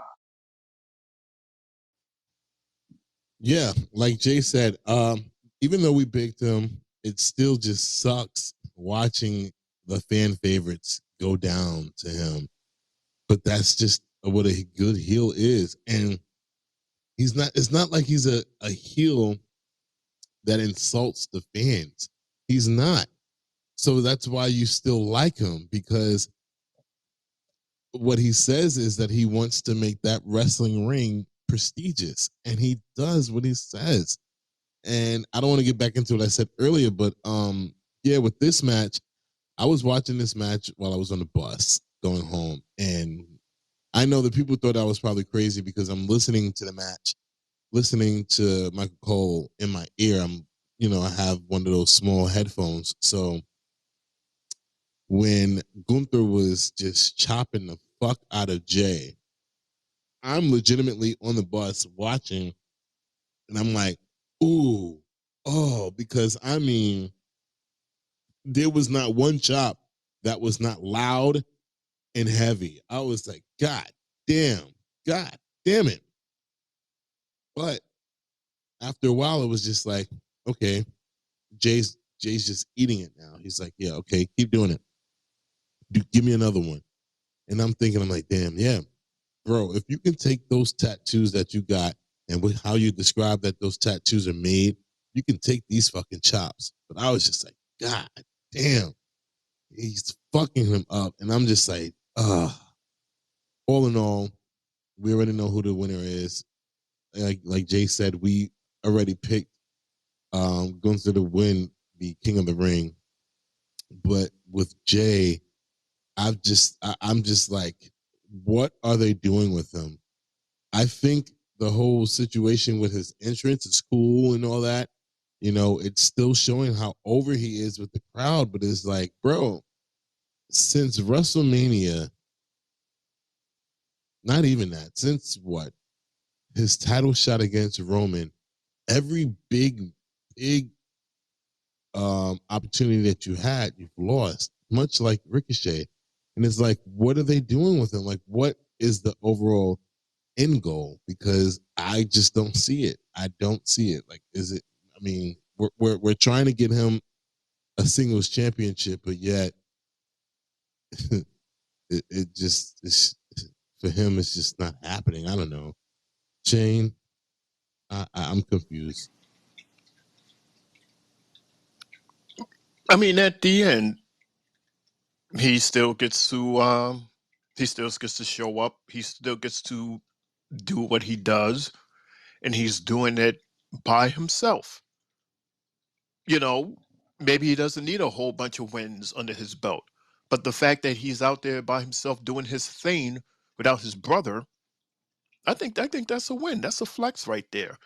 And the fact that he even created this entrance, which is like even more than an interest now. It's like an event. It's like part of the show now to see, which arena can do it best. So now, the next show, next week, we're gonna see, if they could do it better. You know what I mean? And it's just become his own thing. And I love it. And he inspired that. So that's awesome. I mean, it's sad that that you lost this match, but it's this one guy. If it was anybody else, I would have had all my money on Jay. But because it was this one single guy, Jay, come on, man. You were slapped numerous times as a reminder as to where this was going. I mean, even I felt it all the way here in Brooklyn with this thick beard. So congratulations to our man, because we knew he was gonna win. And Jay, keep the momentum going, baby. Keep it Shane, going. we have breaking news, Shane. We have breaking news right now, Shane. Breaking news. I have to take you backstage, okay? You ready, Shane? Hit it. Gunther, congratulations. You have advanced to the final of the King of the Ring tournament this Saturday in Saudi. That was a hell of a match between you and main event Jey Uso. How were you able to get the job done? It's a close call today. I think Jay actually had me if the ref wouldn't have collided with me, and it's bad luck for him. It's a lot of luck for me, but sometimes you got to earn luck, and I'm earning luck ever since I stepped foot in this company. Looking forward to the finals. Tita Randy Orton with Tama Tonga. Randy is obviously one of the biggest names that ever stepped foot in a WWE ring. Tama Tonga is still very new to this company, but had a decade-long career in Japan.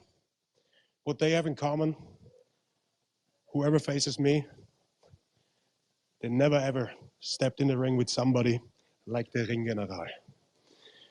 So Saudi Arabia, salam alaikum, my Habibis.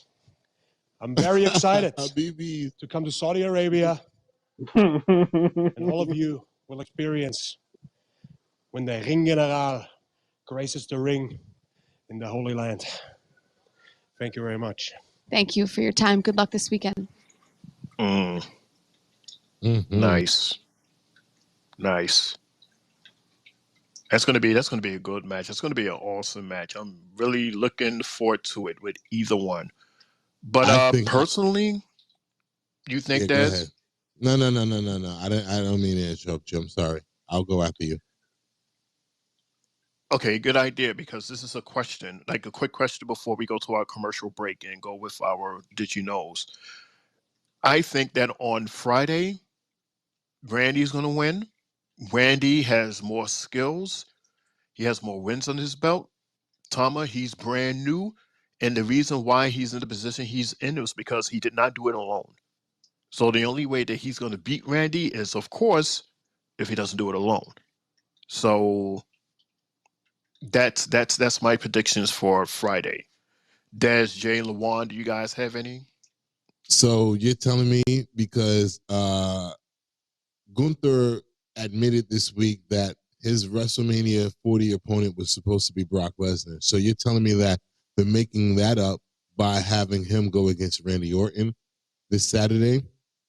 I think that it'll be a great match, and it'll solidify him as the king of the ring if he does go against Randy Orton, because it's Randy fucking Orton. If he was to go against Tama, it's like, what does that mean to us? This dude's brand new here. So, yeah, I see Randy winning and it being the two of them on Saturday, and Randy putting him over, and it'll be right. It's the right thing to do because he'll get that veteran rub to put him over. I honestly would say that, you know, we even though we want Gunther to win this on Saturday, you know, it doesn't matter who he fights. But we already know they gotta put a baby face on him. So, you know, with a guy like Randy Orton, he's gonna make sure, as Des said, you know, gonna sell this match. And he's gonna do it right. He's a veteran presence there. But you know what I look at the same time, even though I'm not rooting for Randy, I'm looking at it as that's probably the last piece of anything that he needs. He's never won King of the Ring. If he wins that, he'll be King of the Ring, Money in the Bank. You know, he will have multiple things that he's won. So, you know, this is something we also got to keep an eye on with a guy like Randy. That does he win this, and he's like the ultra Grand Slam champion type shit.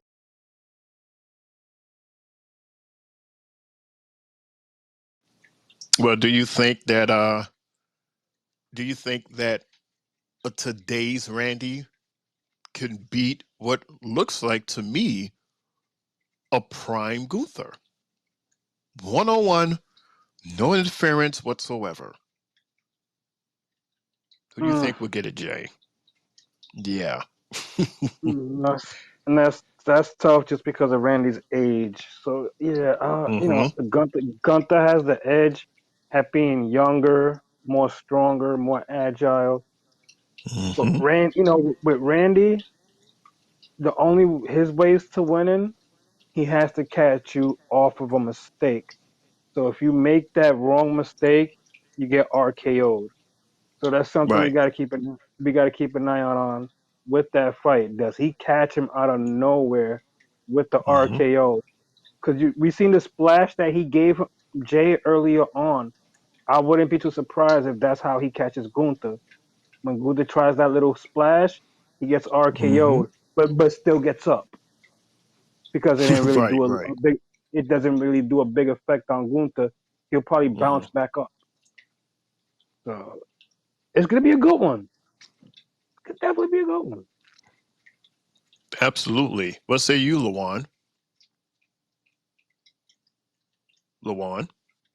Lawan? Lawan? Someone sleep. He sleep. So unsleep up. Whoa, it is 2 o'clock. Good Oh. gravy. Give it to him, Wow, it's please. late. Even though he's not here, give it to him anyway. I approve of this message. I want him to be up. I want him to hear it. I don't want to He play it while will. he's on mute. He will, because when he wakes up tomorrow, I'll send it in the chat and be like, "Guess what you got?" Oh, that's a good idea. So here we go. This is for Lamont. Thanks for responding in time, dude. That's for Shouldn't have wrote. you. You shouldn't roll that weed, bro. You shouldn't roll that weed. Ha. But yeah, it's Gunther's time. Again, I told y'all when everybody was against me that he has to move on from the IC title. He has to go for bigger and better things. And why not crown him as King of the Ring? It seems like Triple H is taking us back to when he first started in WWE, taking us back to the importance of the Intercontinental Championships, the mid cards, and the King of the Rings. Like, this stuff made the main eventers. So I am not surprised that we're going down this road with Gunther and him moving forward into being a main eventer, because he is. I don't doubt it. I mean, that man, I already said it. He makes everyone better in the ring that he's against. So, yeah. Shane? Yeah, he's amazing. That's all there is to it. He's amazing. He's a record holder. He's a record breaker, and he's going to be an icon. He's already in the running to becoming an icon, a legend, a Hall of Famer. I mean, what else is there to say about this man? I mean, he's just like, he's that perfect wrestler. It's perfect. And we look forward to seeing you and all of the winners on Saturday. Ladies and gentlemen, that is our Monday Night Raw recap. We're going to take a quick commercial break because we have some Did You Knows and some rumors, reactions, and hot takes. We're going to do all of that right after the OIS. You guys looking for a podcast? Well, this ain't no ordinary podcast. This is the Three Bells Podcast. With Triple J, Mundo, and Shane O'Mac. Acknowledge me. Coming to you live each and every Monday night for Monday Night Raw, Tuesdays with NXT, and Friday Night SmackDown, featuring WWE PPVs, news, and more. So tune in live on stereo and follow the buzzards. And if you're not down with that, we got 2 words for you.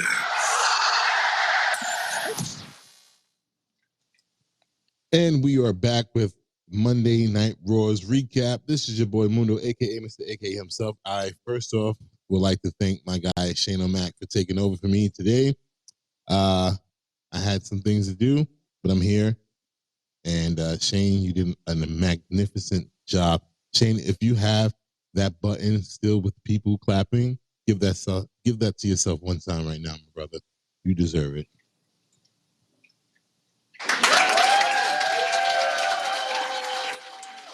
Great job. And Triple J, as always, thank you, and thank you so much. Because without you, bro, we can't get this going. Thank you. De nada, mi amigo. And thank you to Sleeping Beauty, my prince of Monday Night Raw, who went to sleep and left us during the commercial break. I didn't even notice, but I see it now. But now it is time. This is the first. Normally we do it throughout the show, but since my lateness happened, shit happens. But it is now time for WWE rumors, reaction, and hot takes. I'll go first, fellas. So, according to a veteran, Vince McMahon deliberately preventing WWE from performing one thing that is currently quite successful. This former employee revealed the rationale for McMahon's decision to forbid the organization from touring major cities abroad, which is what we're doing now. We're getting every PLEs outside of the country. And the reason was, at the time, is Vince didn't want to do pay-per-views, the big shows, whether premium live event or whatever, anywhere outside of the continental United States because of the time zone difference. It would affect the buys, and the buys were where all the money came in. And this is basically regarding pay-per-views back then. So, guys, what are your reactions to that? Was he wrong for making that decision back then, or was he right compared to doing now? Shane and Jay? Not for nothing, coming from the business aspect, I would agree with him because he's thinking about possible other avenues and how much of a profit he can make from those avenues being more local as opposed to being in Saudi or France or Puerto Rico. But Triple J has proven that it can be just as profitable. So Triple J? Triple Triple J? J, I am on a roll today. Oh my goodness. You called? Yes, I have Triple J running WWE. Can you believe that? Jay hit it. I'm done talking. Yeah, I'm laying here. I got my eyes closed. All I heard was Triple J. I'm like, what? I'm being summoned already? Nice. Nice. But yeah, Shane, I see it that same way as well. As far as when it comes to Vince, he always kept a closed eye on keeping everything within here in the States. And then little by here and there, he made it out of the States or whatever. But now, as you see, look at the trend we got, and it's bringing in probably 20 times more money than what it is, than what they expected.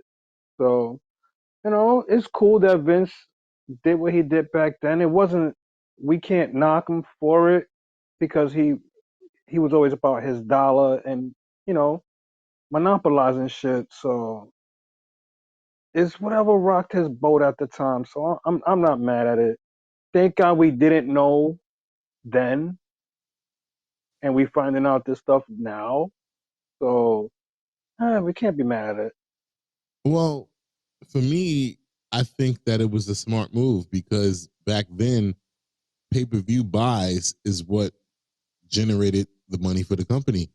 And you don't want to isolate the moneymaker, which was here. Attitude Era was here. Imagine if we would have had the Attitude Era, but yet all the pay-per-views, or damn near half the pay-per-views, were across the waters. Nobody was going to stay up to watch those pay-per-views at the times that we're getting them now. Think about it. We got the last WWF pay-per-view, I mentioned this to y'all last week, was Insurrection. And that was in London. I mean, that was that was taped, and then it was aired for us here at a different time. It wasn't like today where it'd be like, oh yes, we're live, but you can watch it with us live. It was no. They did the pay-per-view and then they replayed it for us on a Sunday. So I get it. He made the right decision. And now in the market that we're in now, the times that we're in now, with the streaming and all that, it's cool. I don't think he did wrong by the WWF at the time. So shout outs to him still being aware. Do you guys have any reactions or hot takes before I move on? I have more, but I would love to see if you guys have any. Jay, Well, since you're still unmuted. Well, mine's is the fact that, during Monday Night Raw, Miss Sexy Red decided to want to tweet, and she said, I can't wait to go to NXT next week, y'all. I might RKO somebody at Oh WWE, God. hashtag Oh, NXT. And here comes Jesus. Shane, your homegirl came and and replied, Lola Vice, and said, you can try, with 3 emoji kisses. So is Mm-mm-mm. she said next week or this week? She tweeted this at 9 p.m. within the first hour during Raw. So after King and Queen of the Ring. We're talking about next Tuesday. Wow.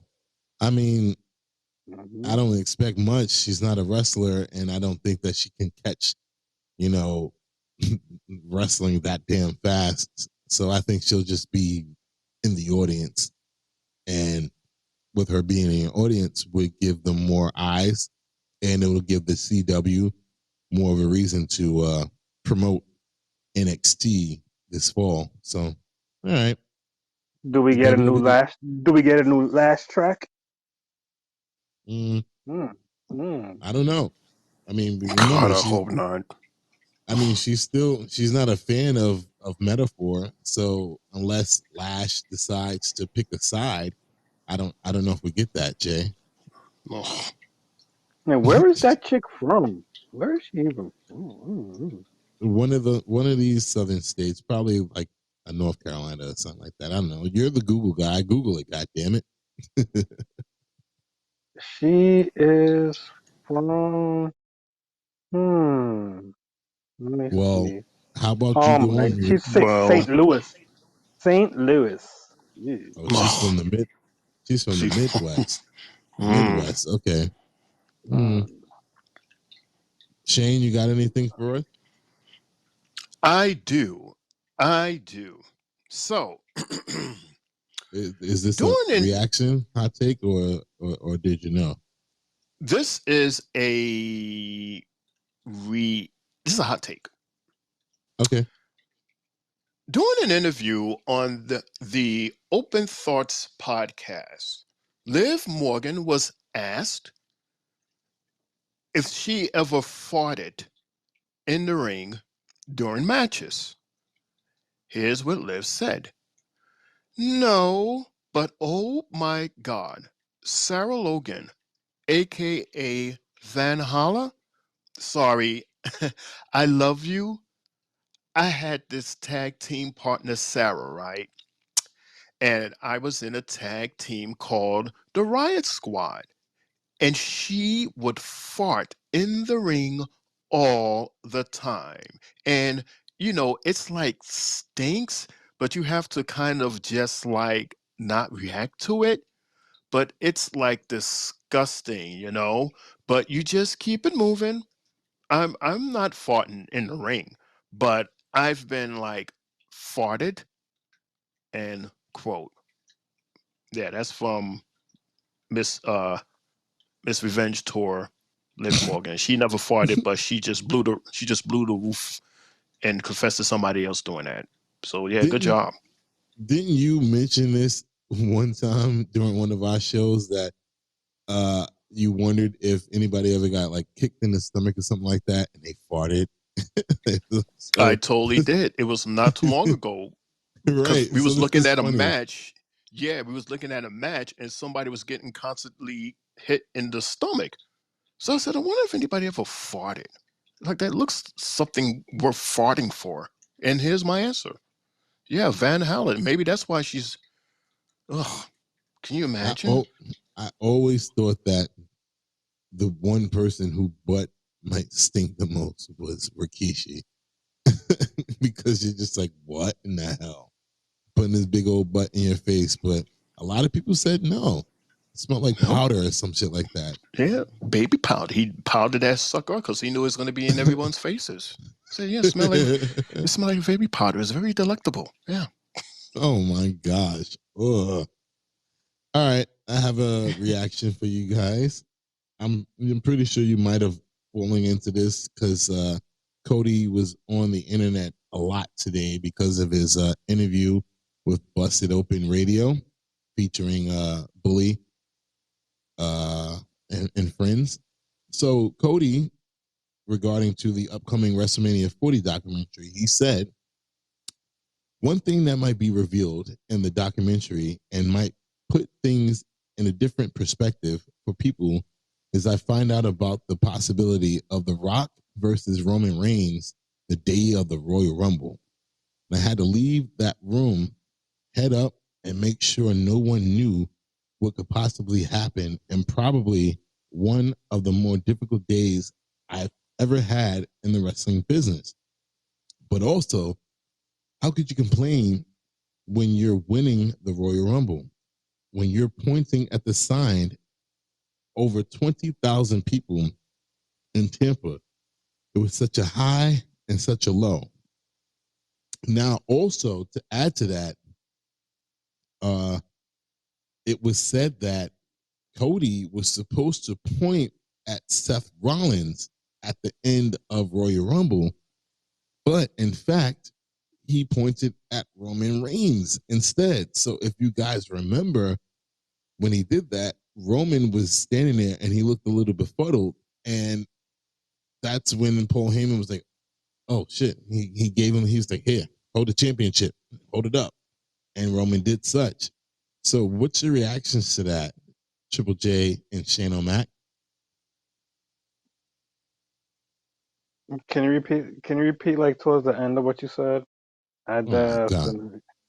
man, sorry, I'm half asleep. You're half asleep, really? Oh, okay. Yeah, it's 2:40 in the morning. I swear I worked all goddamn day, but okay. I said that at the end. I said that Cody was supposed to point at Seth Rollins to be his challenge for WrestleMania, but instead Cody pointed at Roman Reigns.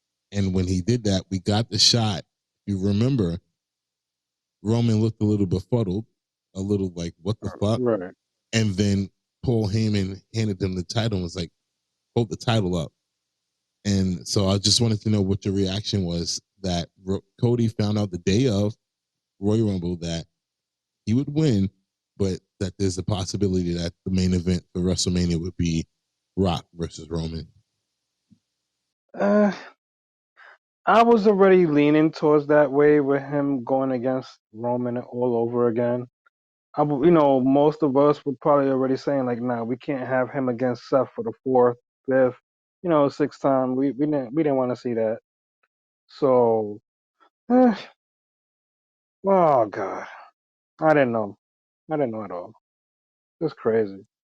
It wasn't a did you know? I'm just saying, like, he said that he found out the day of Royal Rumble that he was going to win, but that basically The Rock was taking over the main event with Roman instead of him. So it was like, yeah, we built you for the last 2 years to face Roman again, but we're going to go with you and Seth. That's what I'm saying. Mm-hmm. Yeah, that kind of sucks, especially if you're looking forward to it, especially if you worked so hard to make it to that point. Just so the day of they're saying, "Oh, okay, so this is what's going to happen instead." You're like, "Huh?" I mean, this is not just some, you come to work and this is what's going on. It's like you built up to this for a while, and this is what you're being told. You're like, damn, that's messed up. But we always got to keep in mind that there's always a plan B. You come to work, who knows what's going to happen? Who knows who's going to get that next title shot? It could switch for whatever reason. So, yeah, Des, there you go. All right. Let's switch over to this. Did you know? It's Did You Know? Did you know that the WWE, matter of fact, TKO president Mark Shapiro confirms that they'll be doing documentaries on WWE superstars as part of their deal with Netflix next year. So basically, we'll be getting documentaries on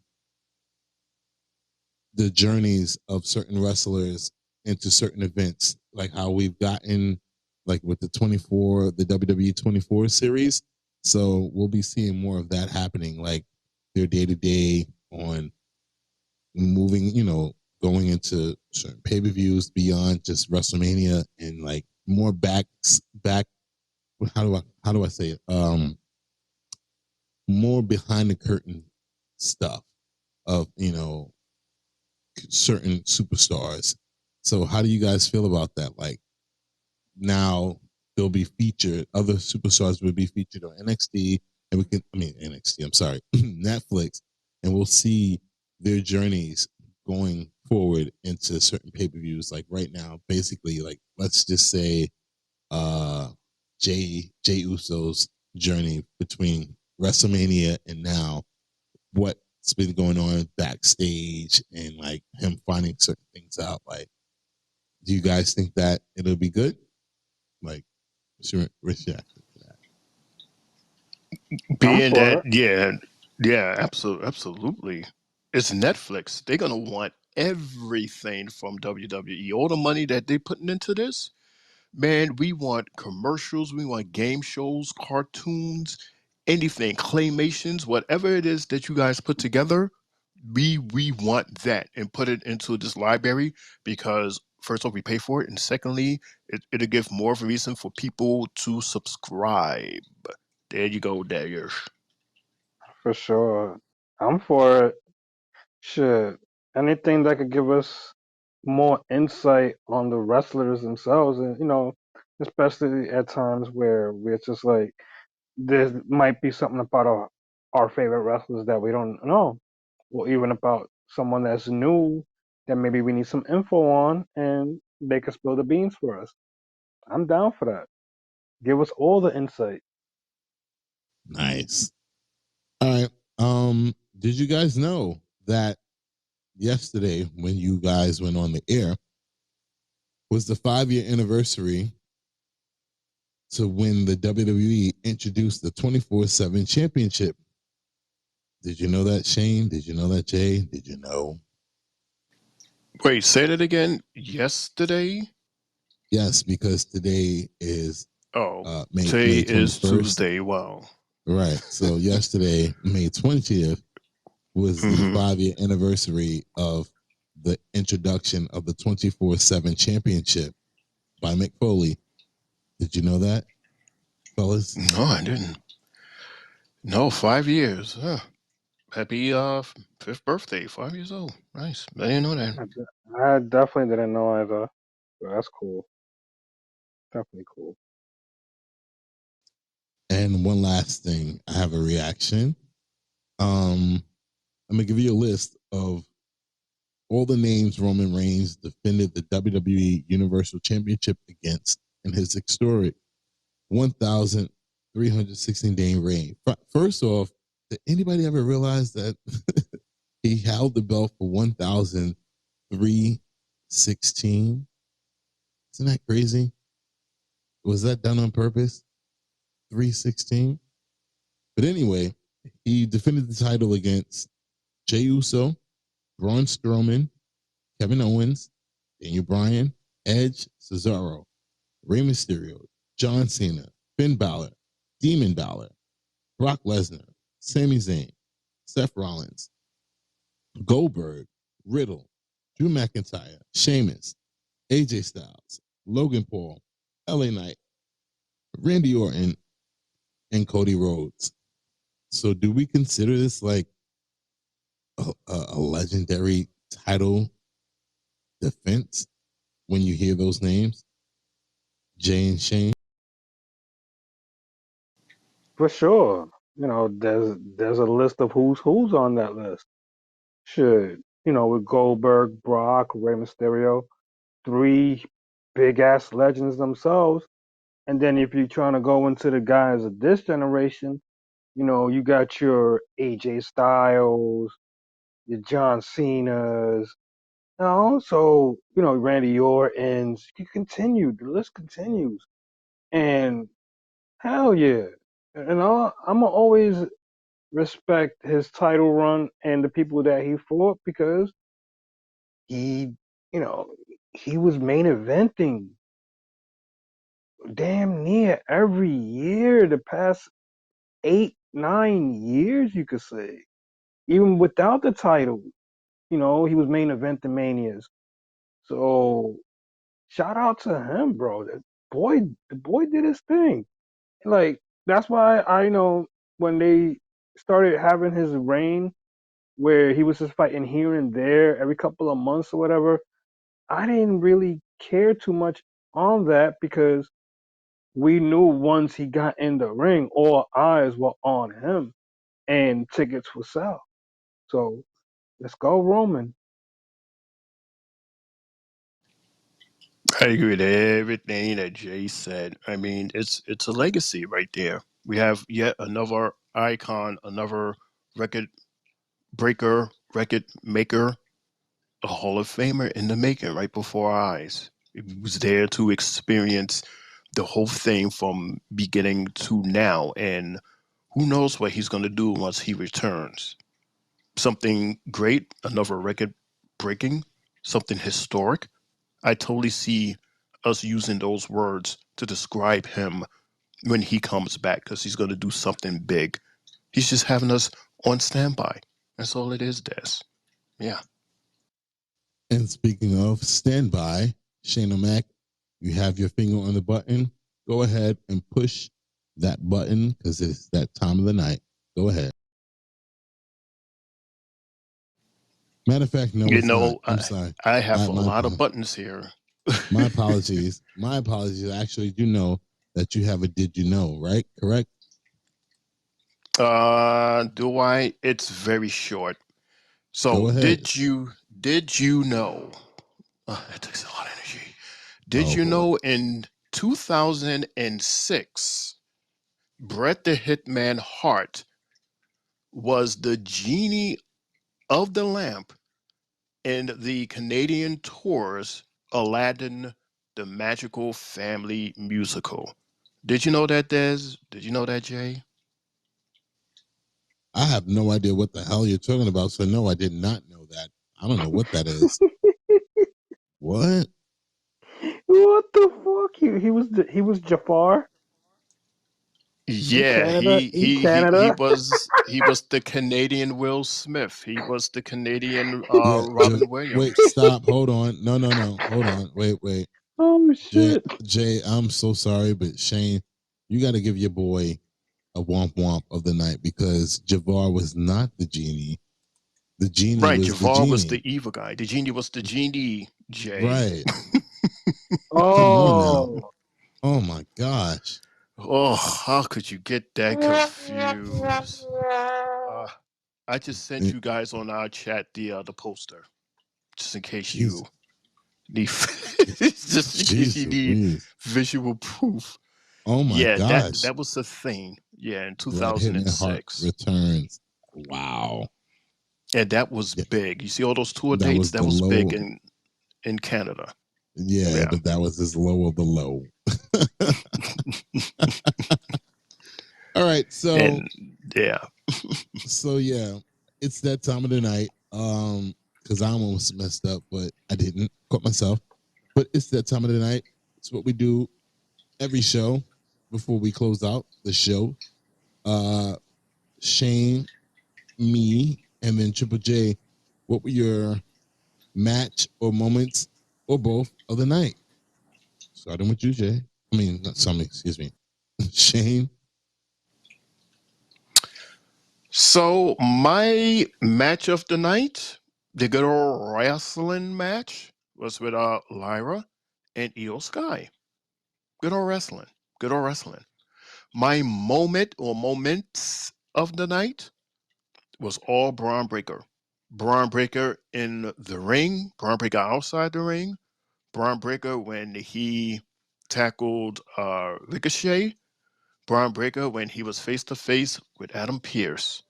Those are my match and moments of the night.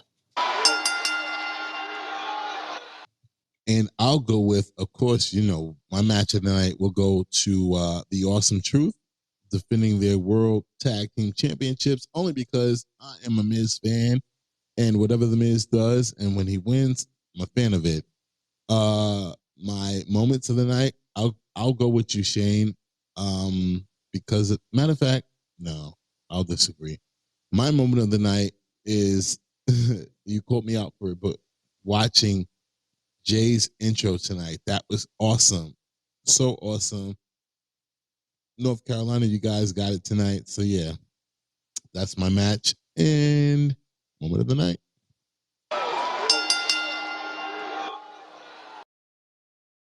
Well, my match of the night will go to Lyra and Io, just because of the fact that these were two women displaying great in-ring wrestling, technical, and just moves that were being reversed left and right, counters, whatever you want to name. These girls did it tonight, and like I said, that move that Lyra did, where she put her in a Boston Crab and had her swinging around like a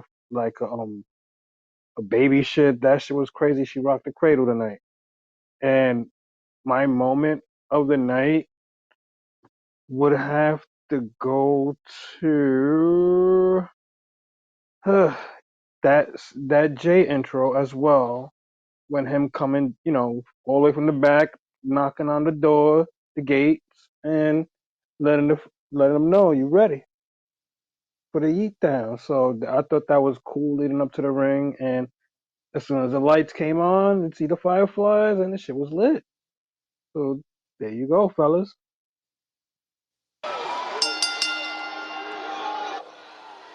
Now, Shane, it is your time to press that button as we end the show. Are we sure? 100% sure. Y'all need to take your asses to bed. So yes, we Yeah, are 100% sure. it's late. So here we go.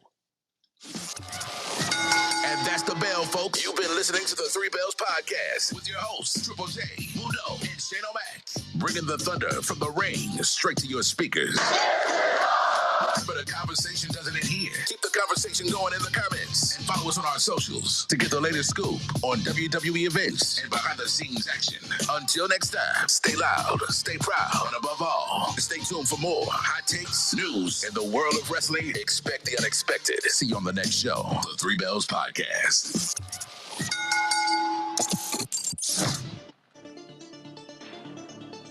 All right. All right. With that being said, that's the end of Monday Night Raw recap. I want to give a big shout out to my guy, Shane O'Mac, for hosting it and holding it down for your boy Mundo, aka Mr. AK himself. I want to give a big shout out to my boy Triple J. You are the glue that holds us all together. Thank you, my brother. I want to give a shout out to my guy, the Prince of Monday Night Raw, LeBron. We ain't gonna let you live this one down, my brother. But thank y'all so much for listening, everybody that participated tonight. Yeah, thank y'all so much. Shane O'Mac, it's on you. And after that, we'll close it out with Triple J. What's up?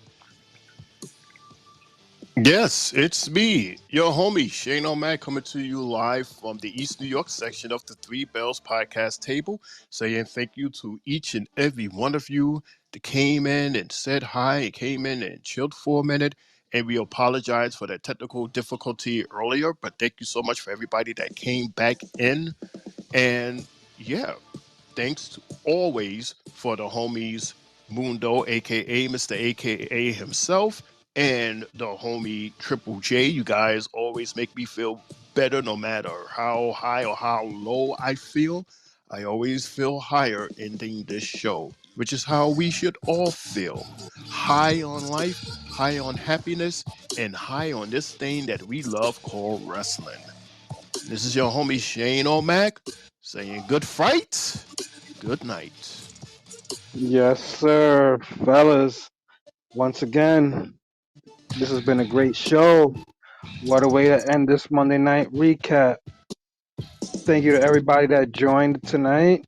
Down from Lawan to my sister to Rick to everybody.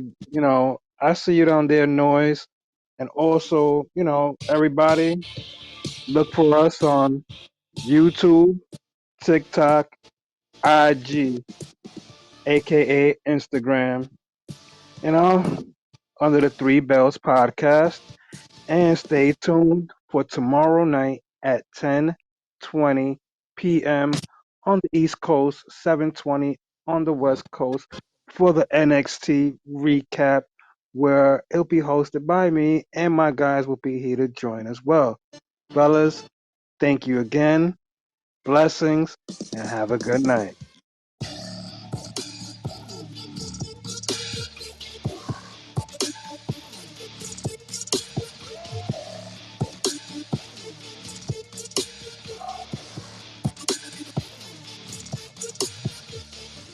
Yeet.